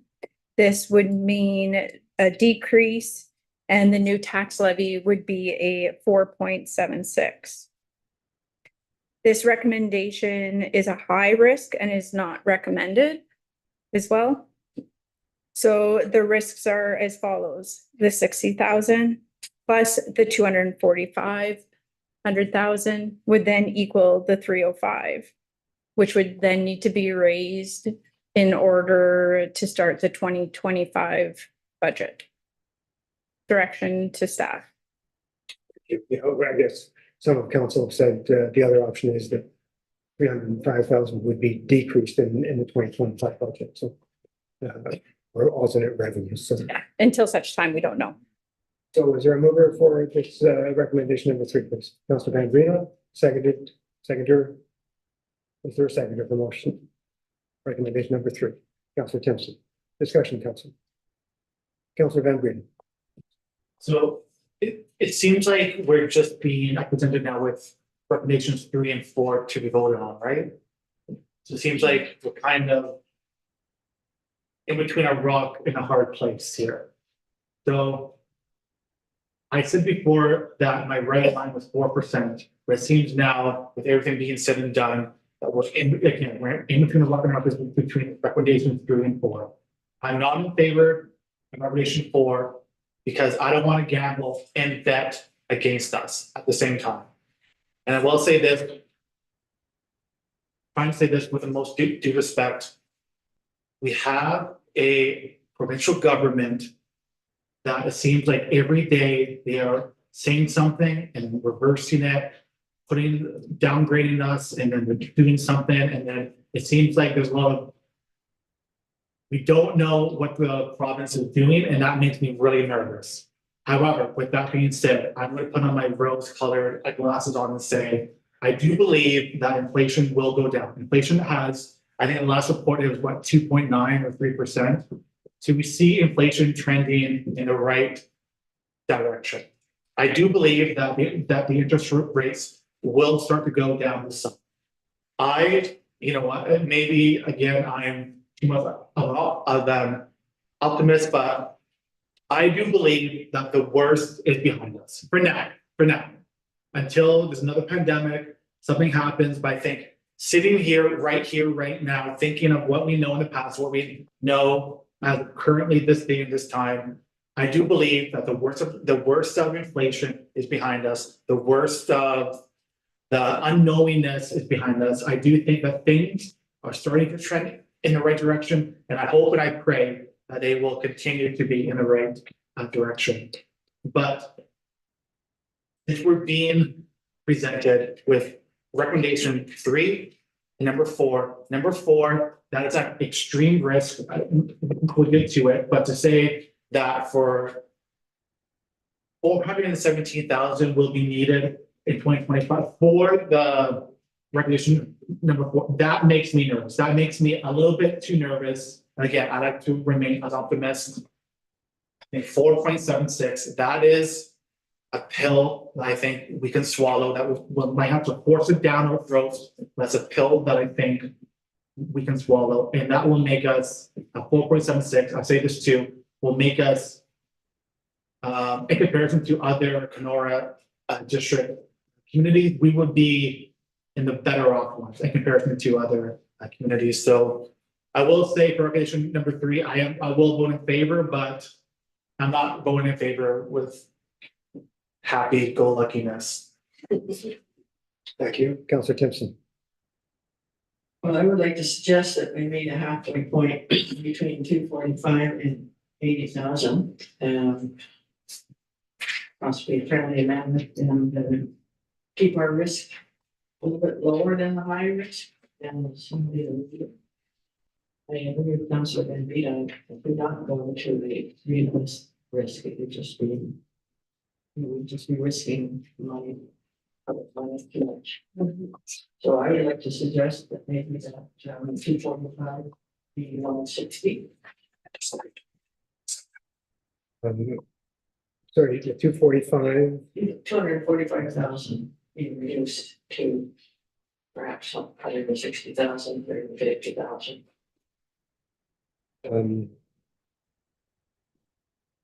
So you'd be putting it back up towards 5 or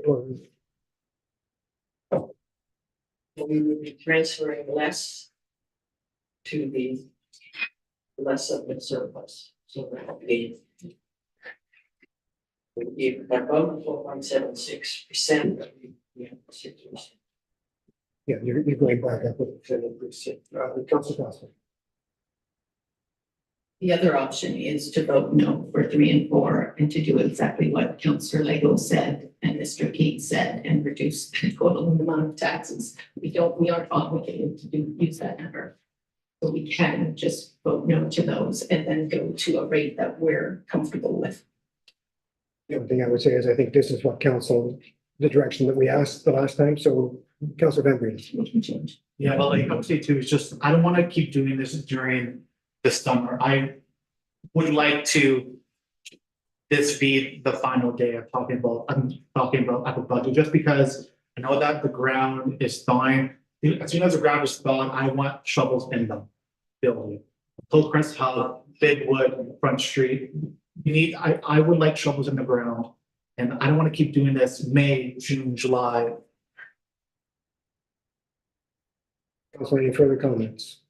Councillor Timpson. Well, I'd like to make a friendly amendment, if I could, to this CEO, can you lead me through that? Through Mayor so, the mover is Councillor Van Breda, so he would need to, agree to changing the, 245 to 160,000. I'm not sure, Treasurer, if you can do a quick calculation on what that would look like in terms of the rate, just so that we're fully transparent with numbers and percentages.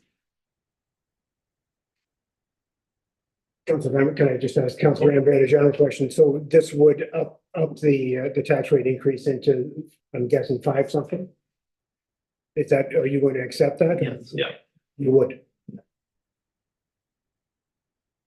I'm sorry, I would accept it and then let's debate that number. Not saying yes, let's go and vote. I'm saying, let's talk about it. How much it would be, because is it 5.1 or is it going to be like 5.1? For example, sorry, but I'm in favor of, let's get the number between 2 and 3 and let's talk about the 2.5. Per se, 2.5. 2.5? The recommendation 2.5 in between 2 and 3. So, sorry, yeah.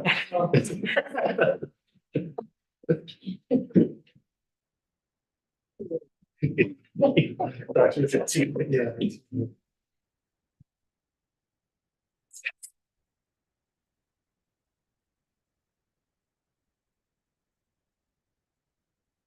It's when the treasurer in a slightly unfair position, but No.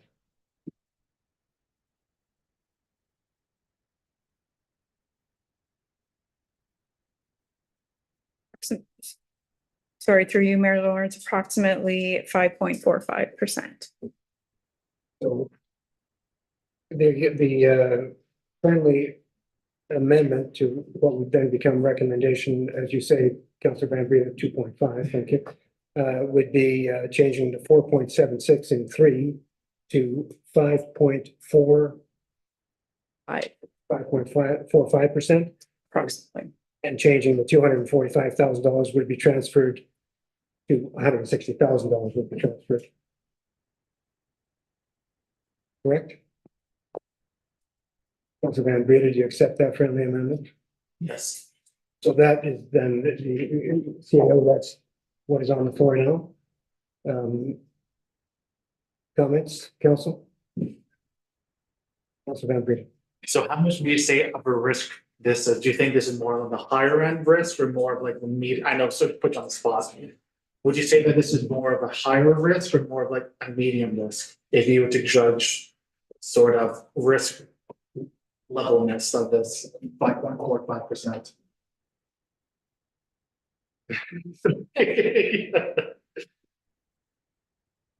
Mayor Lawrence, so to use your phrasing, Councilor Van Breda, this is a step down in risk. It's probably the best I can do. It's certainly not as high as it was because the amount is lower. But yeah, sorry, I didn't mean for that to be tongue in cheek.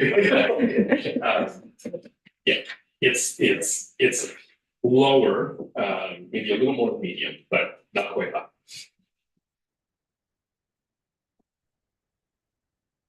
Council, any further? What's it called?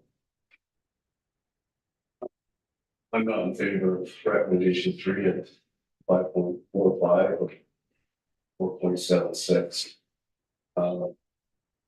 Councilor Costa brought up current projects, for example, I keep talking about the water stations.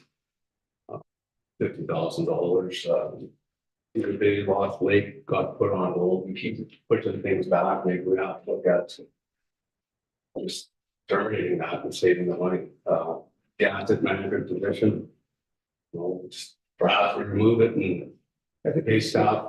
I'm sorry, on where those capital projects, Councilor Bond talking to, but they, go ahead, you have something, Treasurer? Yes, through you, Mayor Lawrence, they were the one-time funding projects that council already approved at the March meeting, I believe. So those have already been approved by council. I understand that, but there was Cedar Bay was approved too, and we decided to negate that as well. Asset management position, I think we should just remove it, and let staff work with it. With the consultant that's already hired. Funding for the rec center upgrades. You know, instead of maybe, I don't know where that's at. But at the time we were making the discussion on that, funding wasn't in place, and I just made a comment of, well, can we wait 3 months, 6 months? Till we get the funding, so we're gonna put that into that capital index. Which. You know, implicates everything, staffing, overtime, callbacks. User fees, when's the last time user fees have been increased, 5, 6 years, budget increases, we've seen tons of lines on budget increases. Where 1 year was 50,000, then it just jumped up to 100,000, 1 year it was. The walking trail, whatever it was, in the $20,000, $25,000 range, and we had $3,000 and maybe $5,000 in expenses for it that year, and then. We just leave it at 17,000 for the next year. Well, we only spent 3,000 to 5,000 the 1 year. I still feel like I said at the first budget, start from the pencil and start going through lines to see where we can save money. Wages are wages. They've been set. But that's my feelings, and I will not vote for directive. 2.5 that's on the floor right now. So. And we'll call the. Go ahead. Just question, how long would it take to bring back another budget? If we were to go I think we're beyond. I think we're way beyond that, council. I think we've made some decisions here. It's time to move on, strike a budget. I would like to know how long it would take if that were, since it has been raised as an option. Yeah. Through Mayor Lawrence, that will depend on the type of direction that council gives us tonight. I need to know what council is going to ask us to do and where they want us to cut in order to try to provide you with an estimate of how long that will take to bring back. I don't think we need to be pressured to do a budget tonight if we're not happy with what's here. Other councils and mayors have taken till July to do a budget. It's not ideal, but we don't need to feel pressured tonight that we have to pass something. If we're not happy with what's here, we can use Councillor Michael's approach and go do the countdown like we normally do and work with that and come back with the budget. I don't think it's fair to pressure us into something we're not comfortable with.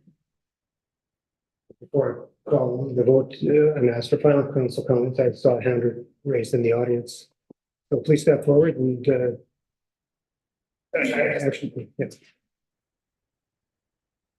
Thank you, Mr. Mayor, again. At the risk of being repetitive, We don't want you to be repetitive. no, I'm not saying at the risk of being repetitive, I won't be. I agree with Councillors Costco and Vaughan here that we should look at ways to save before you decide how you want to fund it. And there's also been a question raised about the math that's gone into the budget. There's a suggestion, I presume this lady can add, that there's 2%. I would hope that you would want to take her mathematic, or some summations and look at that and see if in fact some of the numbers you do have are wrong, and it's not as bad as we have. We don't have extreme risk, so I would presume that there is an opportunity here to look at savings and check the math before you make a decision how to fund it. Thank you. Thank you. And I think I trust our treasurer's math and spreadsheets. Is there somebody else that wishes to please step forward?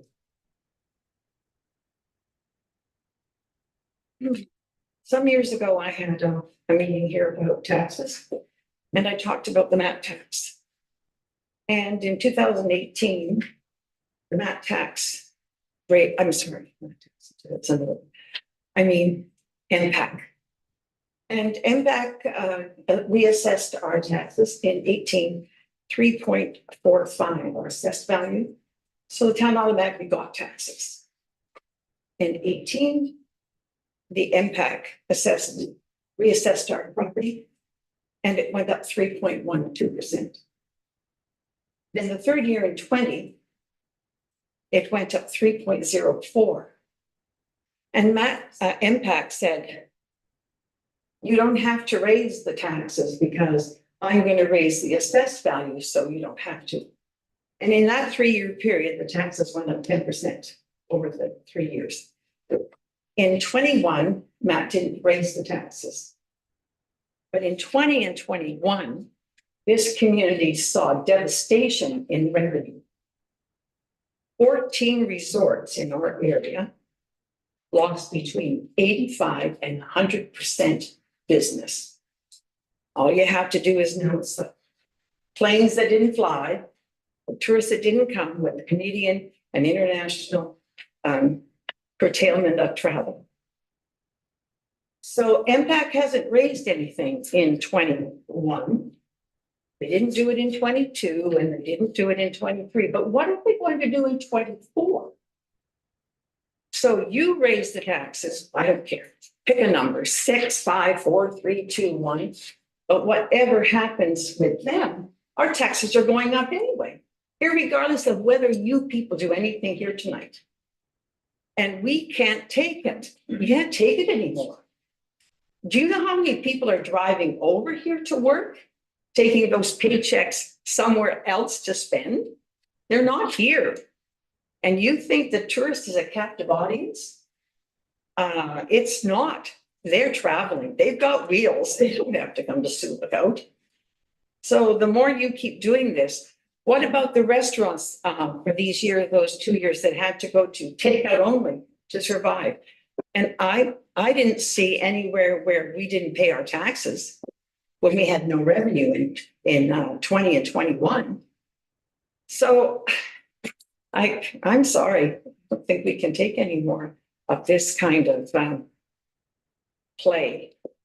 So I'm delighted to see that you are serious about what it's costing us to live here. And the money that's just not there. Anyway, thank you. Thank you.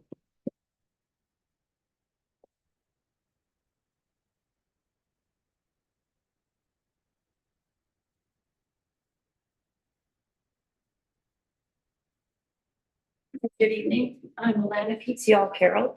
I just had a question about the 2022 surplus that has been referred to on multiple pages. What is the dollar amount of the 2022 surplus that has been referred to that you would be drawing down on? Female Lawrence, it's $357,549. Okay. That's the surplus. My other question is, we're talking about Centennial Parks revitalization, and I can't remember the dollar amount, but was there a dollar amount for the consulting company that was going to put together the plan for development? Can anyone tell me the dollar amount for that plan? I think the next, yeah, go ahead. Female Lawrence, that was paid for out of the 2023 budget Okay. that was undertaken last year. Okay, and it was $10,000. that was $10,000. Okay, okay. That was just a couple questions I had. Thank you very much. Thank you. If there's nothing else from the public, I'll bring it back to the council table before, sorry.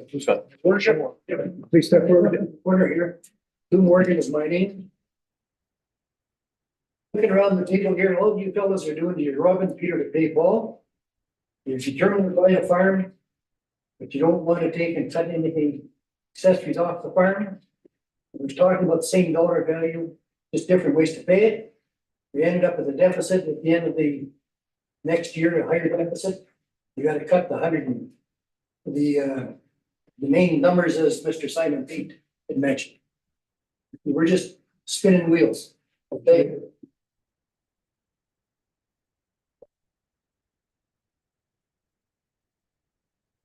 Mayor Lawrence, thank you. Darrell Morgan again for the record, if you want that.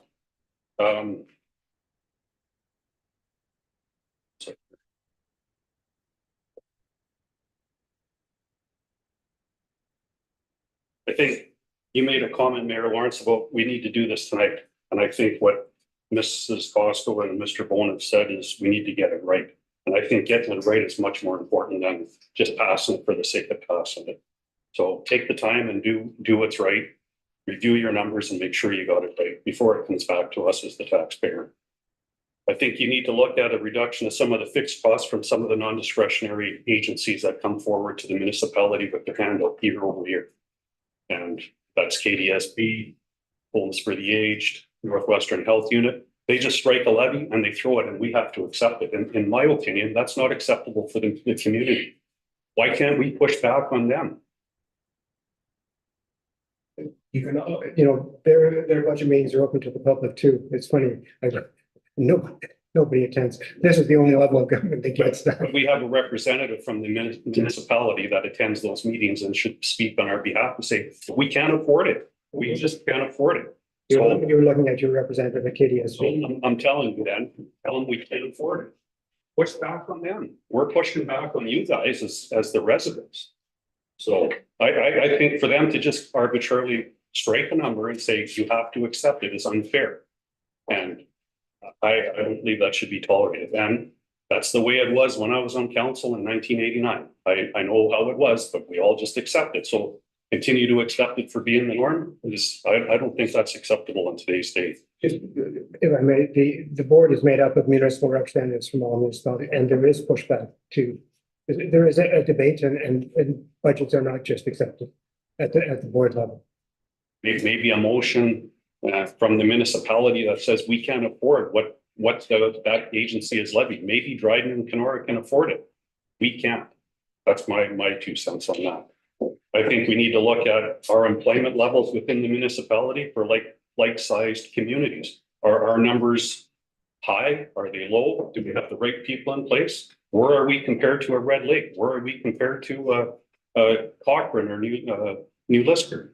There's not too many other communities. You can't compare us to Kenora or Dryden. They're larger communities, but find another 5,500 or 6,000 population community that is in the north, not in southern Ontario. Are those numbers in line? I think property taxes in our community is at a crisis level. I'm going to speak on behalf of the residents that are here. I'll maybe go out on a limb. It's taxpayer fatigue. We're done. We don't want to pay anymore. We can't pay anymore. So it's time to go back to the drawing board and figure out where we're at.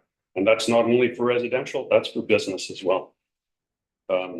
You mentioned the LCBO and some savings from closures. I proposed to a few people, tax the LCBO. If you want to raise user fees, put a tax on the LCBO. It's the provincial government that benefits from that, and it's costing our community. Go back and put a levy on them. That's the source of a lot of the social problems within the community. So let's deal with it that way. We'll get the funding and deal with it. I think as far as user fees, that's come up. You want to raise the user fees, you're just raising taxation. It's just another level of taxation. So the whole thing needs to come together as one. The whole boat launch thing, I know that's going to blow up next week probably. Maybe you don't have anything to do, but I pay a lot of taxes for an island and then I get to pay for a boat launch fee to go put my boat and I take exception to that. But anyway, all I can say is get it right. If we need to go back to the drawing board. Thank you. I have a question. It's also somewhat a statement, but it is a question. Stacey George again for the record. The Washerman Centennial Park, we're potentially looking at a boat where you just gotta go down in numbers. Where you find the savings later. Is the Washerman Centennial Park locked in at this point? Because I know that's gonna cost $70,000 or more, is it not? Yeah, you do. Yes, it is locked in. Locked in, we can't back out of it at all. That's correct. CIO. I believe the municipal portion, I'll refer to the treasurer, but I believe it's around 30,000 is the municipal portion for the actual connection, and the rest of the project is being funded by community partners.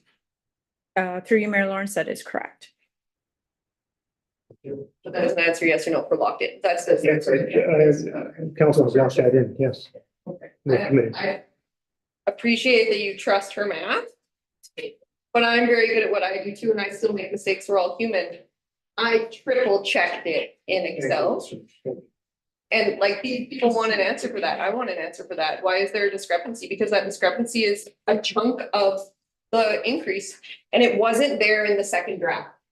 Well, there was a minor error in the second draft, but it's way bigger in this third draft. Like, here you go. You want to see it? I'll give it to somebody. I'm gonna give it to somebody. Here, give it to me. Oh, that's what I put in Excel and I literally just summed it in. Potato process line, we have a motion on the table. We do have a motion on the table. Which is a motion with a friendly amendment. Correct, with transferring 160,000 from the 2022 surplus, arriving at an approximate 5.45% tax rates. Any final comments, Council?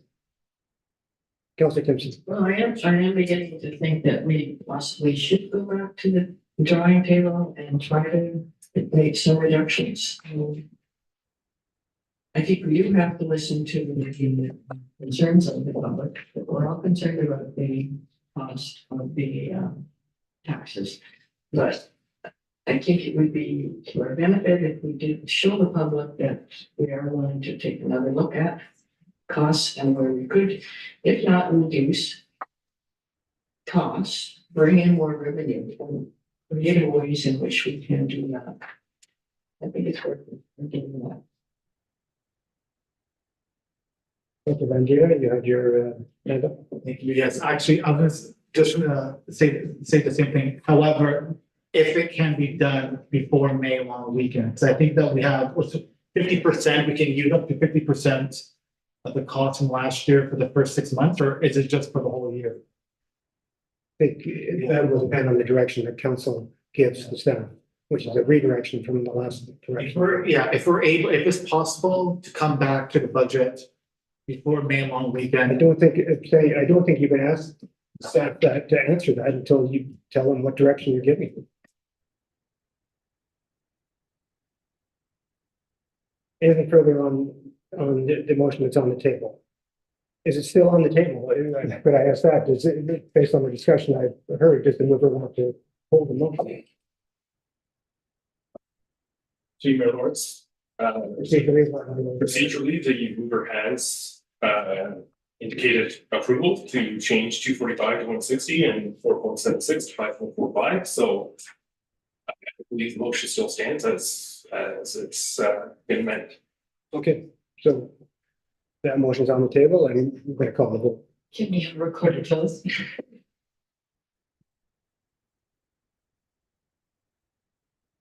Certainly. Councillor Costco. No. Thank you. Councillor Bowman. No. Thank you. Councillor Timpson.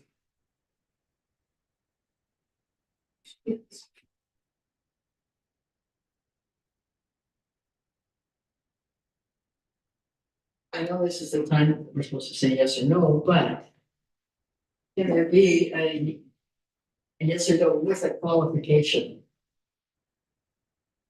Yeah, I'll have to go with you. Senior Lawrence, if you're respecting the wording of the motion, is that what you want to change, Councillor Timpson?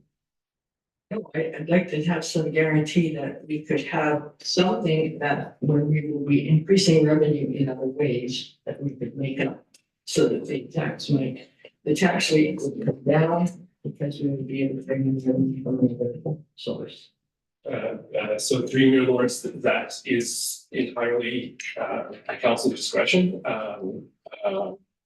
If council chooses to raise revenues in other ways, through user fees or whatever the case may be, that's council's call. Staff will bring you whatever options you ask for with respect to those matters. But can staff say, we promise that there will be more revenue at the end of 2024? We can't say that without knowing what council is going to instruct us to do to increase that revenue.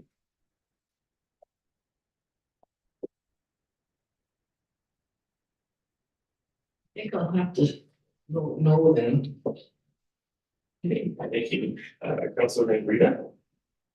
I have more to say, but I'm assuming I'm not able to say yes or no, so I'm just going to say no then. Thank you. Councilor Cassidy.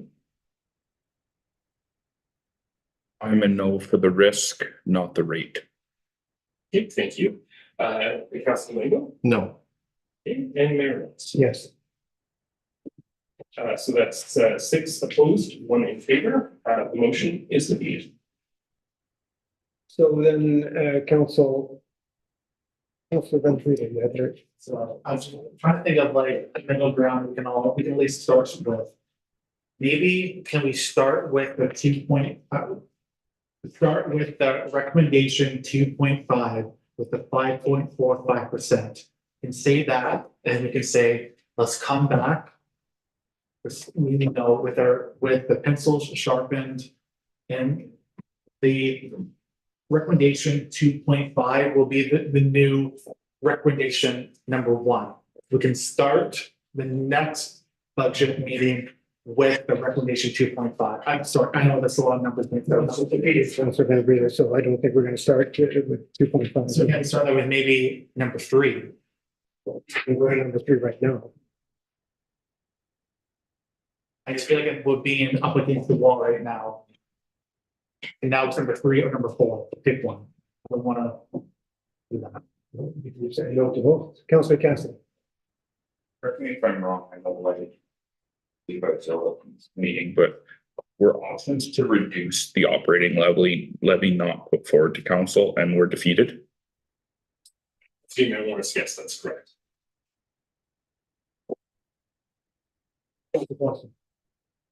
Well, the option levels that were put forward to us were not what we were asking for. I'm gonna say that as nicely as possible, like things like removing summer day camp, closing down all summer programs, closing the rec department for 4 months. That's not what we're looking for. We're looking for a line by line review where we can reduce some costs. These were not, these were very out there. They were very directed at families. We want where there's costs that can be found. I believe there are costs that can be found, realistic costs that don't impact families every day. There are, we have a lot of contracted services, a lot of supply costs that have increased, a lot of administration costs that have increased. We have to go line by line. We have to do what other organizations have done. It's not impossible to do. It's possible. So I'm going to propose that we move to recommendation 3 and possibly put I'm trying to look at something that might be a modifier in there.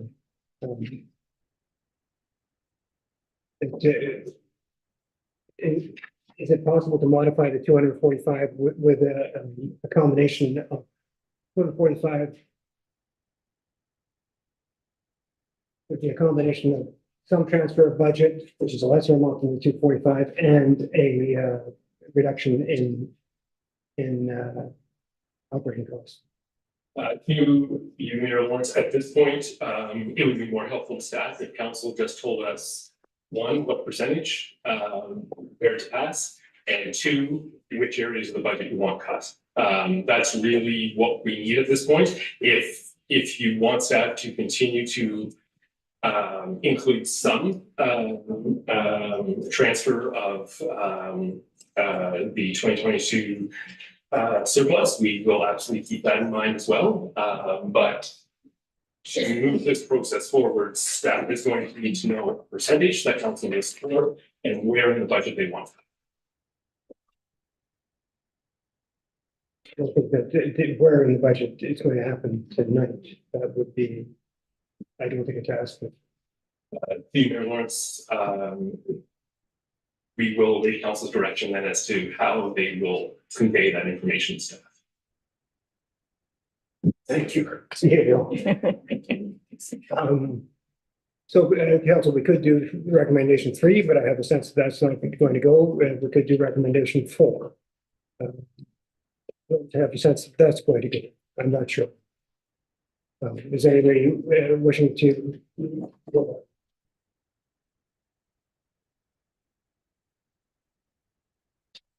Councilor Lego has suggested a percentage. Could you review your suggestion one more time? That's what normally is done, which I thought, we might get to. where you usually start where staff has brought in, which was the 6.76%, and you would just put a number on a percentage on the table, and if 4 people don't vote for it, then you move to the next percentage, you move down. So I know each counselor has a number in their head. And We're not gonna get to the number that's in my head, so. would you, the surplus, where would that come into play? I don't want any of the surplus, to be honest with you. Council Cassidy? Sorry, just a question, when I look at the, I guess, page 52, Carly. The internal department transfers and other revenue. Is that other revenue? Is that our transfer to reserve? Or is that revenue?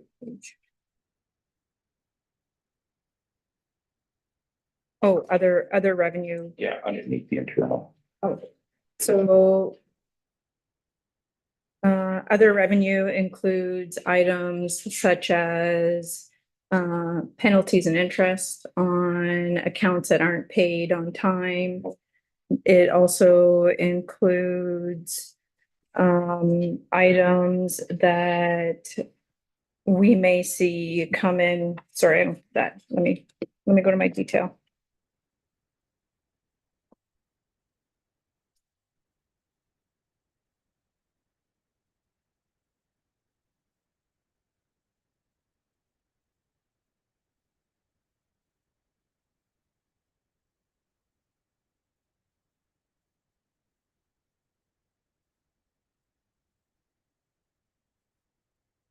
Other revenue includes items such as the tax sale fees that we collect, any sort of current penalties on everything, like for taxation and for accounts receivables that aren't paid on time, items such as the mostly it's just those fees. I guess my question on that is, well, sorry, I got 2 here. So now that one, that's quite a jump from last year. It also includes interest that we receive on our reserve fund accounts, Okay. as well as our GICs that we currently have. Next question, we have transfers to reserve 664. What would it look like if we were to reduce that? I guess, like, you can't tell me, but We would have the money in reserves to pay for items next year. The other thing in regards to transfer to reserves is that effective next year, I will be meeting with council along with the CAO to discuss how we're going to put more money into reserves, which is now starting to be legislated by the government. The government is making it, how did they say it? Mayor and council accountable for future capital projects on infrastructure enhancements without having to take on long-term debt. the funding window should be longer than a month. So we'll be having, I expect multiple meetings with mayor and council as to how we're never gonna not have long-term debt. No. But how are we going to start saving more money and placing those in reserves for those capital projects to improve our infrastructure and not show that we're taking out such a huge long-term debt? The government is going to be looking at that very, very closely in regards to funding applications in the future. And that if it's not showing that council is putting enough away and they're being dependent on long-term debt, then we could possibly be denied on government funding. In your opinion, have we been fairly diligent with what we're putting into reserves? So through you, Mayor Lawrence, over the last couple of years, we haven't increased the reserve contribution at all. I believe the last time that it was actually increased and reviewed was in 2017. And that was only due to the fact that over the last couple of years, we've had to make sure that we didn't transfer additional funds and that we tried to remain as stable as possible. That being said, we will be doing that review with mayor and council this year with multiple meetings in regards to what do we want the reserves to look at? How low do we want to go in each reserve? We don't want to deplete the reserve and then have nothing again for the future like we're currently seeing with boat launches. What is the max going to be in all the reserves? What's that going to look like? How do we want to get there? So those are going to be huge conversations that we're going to be having. They're going to be very difficult conversations. And there are going to be meetings that I expect that are going to take a couple of meetings in order to kind of hash it all out and figure out how we're going to deal with that aspect of the budget that is soon to be legislated starting next year. I guess where I was going with this is, trust me, it pains me to say it, because I know our reserves are important because they prevent us from taking on long-term debt. But if we're in a position where obviously we're in a tight pinch, is there anything or any reserves that maybe we're well off on that we could look to maybe make a small reduction in our transfers to reserves? Through your Mayor Lawrence, I would say no. Through what I've been seeing over the last couple of years, we've been relying on our reserves in order to help compensate some of these projects and everything that have been moving forward that we can't get funding for because there is nothing out there from the government.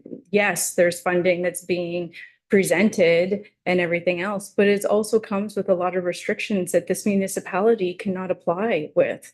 And that's the struggle that's currently happening right now. I appreciate the answer, Kirby. Thank you.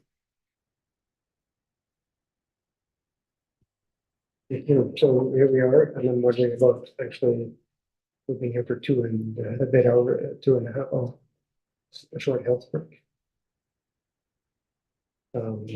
Lots of water. Let's take a 10-minute recess and come back in 10 minutes.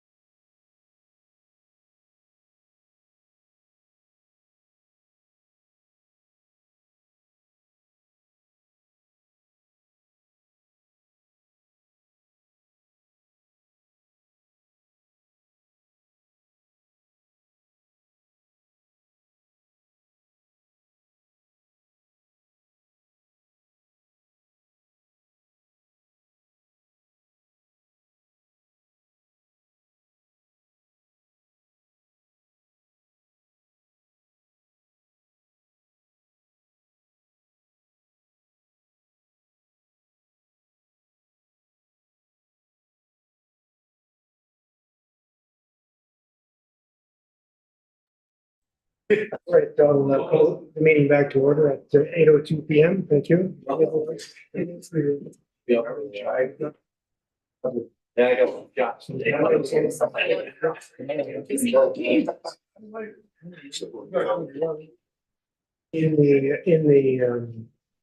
In the break, a revelation has come. No, it hasn't happened. What I think, just talking to staff, and they don't need direction coming out of tonight. What I'm going to propose, and I think I've heard a couple of councillors suggest this, is that we see if we can come to a number, a percent tax rate increase to give the staff to work towards. And with including a supplementary direction that they look at reducing some costs in various areas, contracted services for one. And before I put this, start a straw poll to sort of figure out where to start from and see if this is going to be acceptable, I'll ask staff for any other ideas, and also to increase revenues, that there may be some and some options on other revenues, which are I'll just leave it at that. I think there may be some options that they can. So first, council, are you okay if I think I'll just do a straw poll to figure out if we're going to start at 10%, 2%, 5%, and are you okay with that supplementary direction to look at reducing costs and some, and I don't want to get into line by line tonight. This is a general direction, but with a specific percentage that they're targeting. Council, would that be a direction we can go in to give direction to staff tonight? All right, so one idea is, CIO, can I put you on the spot to say, I know we had a quick chat, contracted services could be one area of focus, anything else? Sure, Mayor Lawrence, we will look at, we will certainly look at contracted services. We will look at the entire budget again. The half of the budget, the entire budget, ever. Yeah. And then come back and we'll have another budget meeting to review that. But we need to give staff direction on, and that's, and I think the direction is not using any of the surplus. Is that, or you may come back with a suggestion on, depending on how deep you can go, look, we need to use $100,000 of surplus. That's it. You're okay. Yeah. We could maybe bet some of that surplus on some of the policing costs. Small amount. Like a lottery ticket too.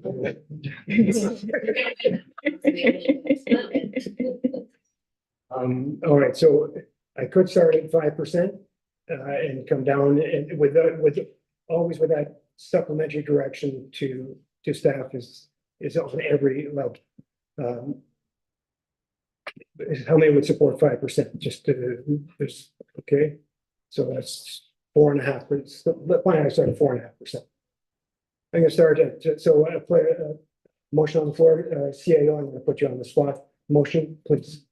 The council directs staff, the council directs staff to continue to work on the 2024 budget with the aim to increase revenues and reduce costs to achieve a blank 2024 tax rate. So that's like this time. Is Yeah, 4.5% is the initial. All in favor? Defeat, carried. 4.5% action. With the supplementary direction to staff. Thank you.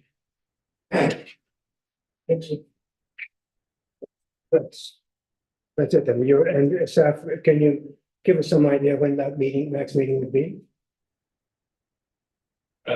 As you Mayor Lawrence, we will bring it forward as quickly as we can. It may be the same week as the regular council meeting, third week of the month. But we will make every effort to complete the review and bring it forward as expeditiously as possible. Doug, I'd like to say that's the cart before the horse. Sorry, you're out of order. Thank you. I'll second that. And you two are out of That's the order. wrong way to do it, your worship. It's the wrong way. And You gotta figure out what's Sorry, you're out of order. Well, we've got to have our voice. You're not listening to us. You didn't give us a chance to talk before that last motion, before it got voted on, so we're gonna speak up. You don't like it, and that's too bad. We're angry. You gotta set the operating budget before you set the percentage. Coming back with,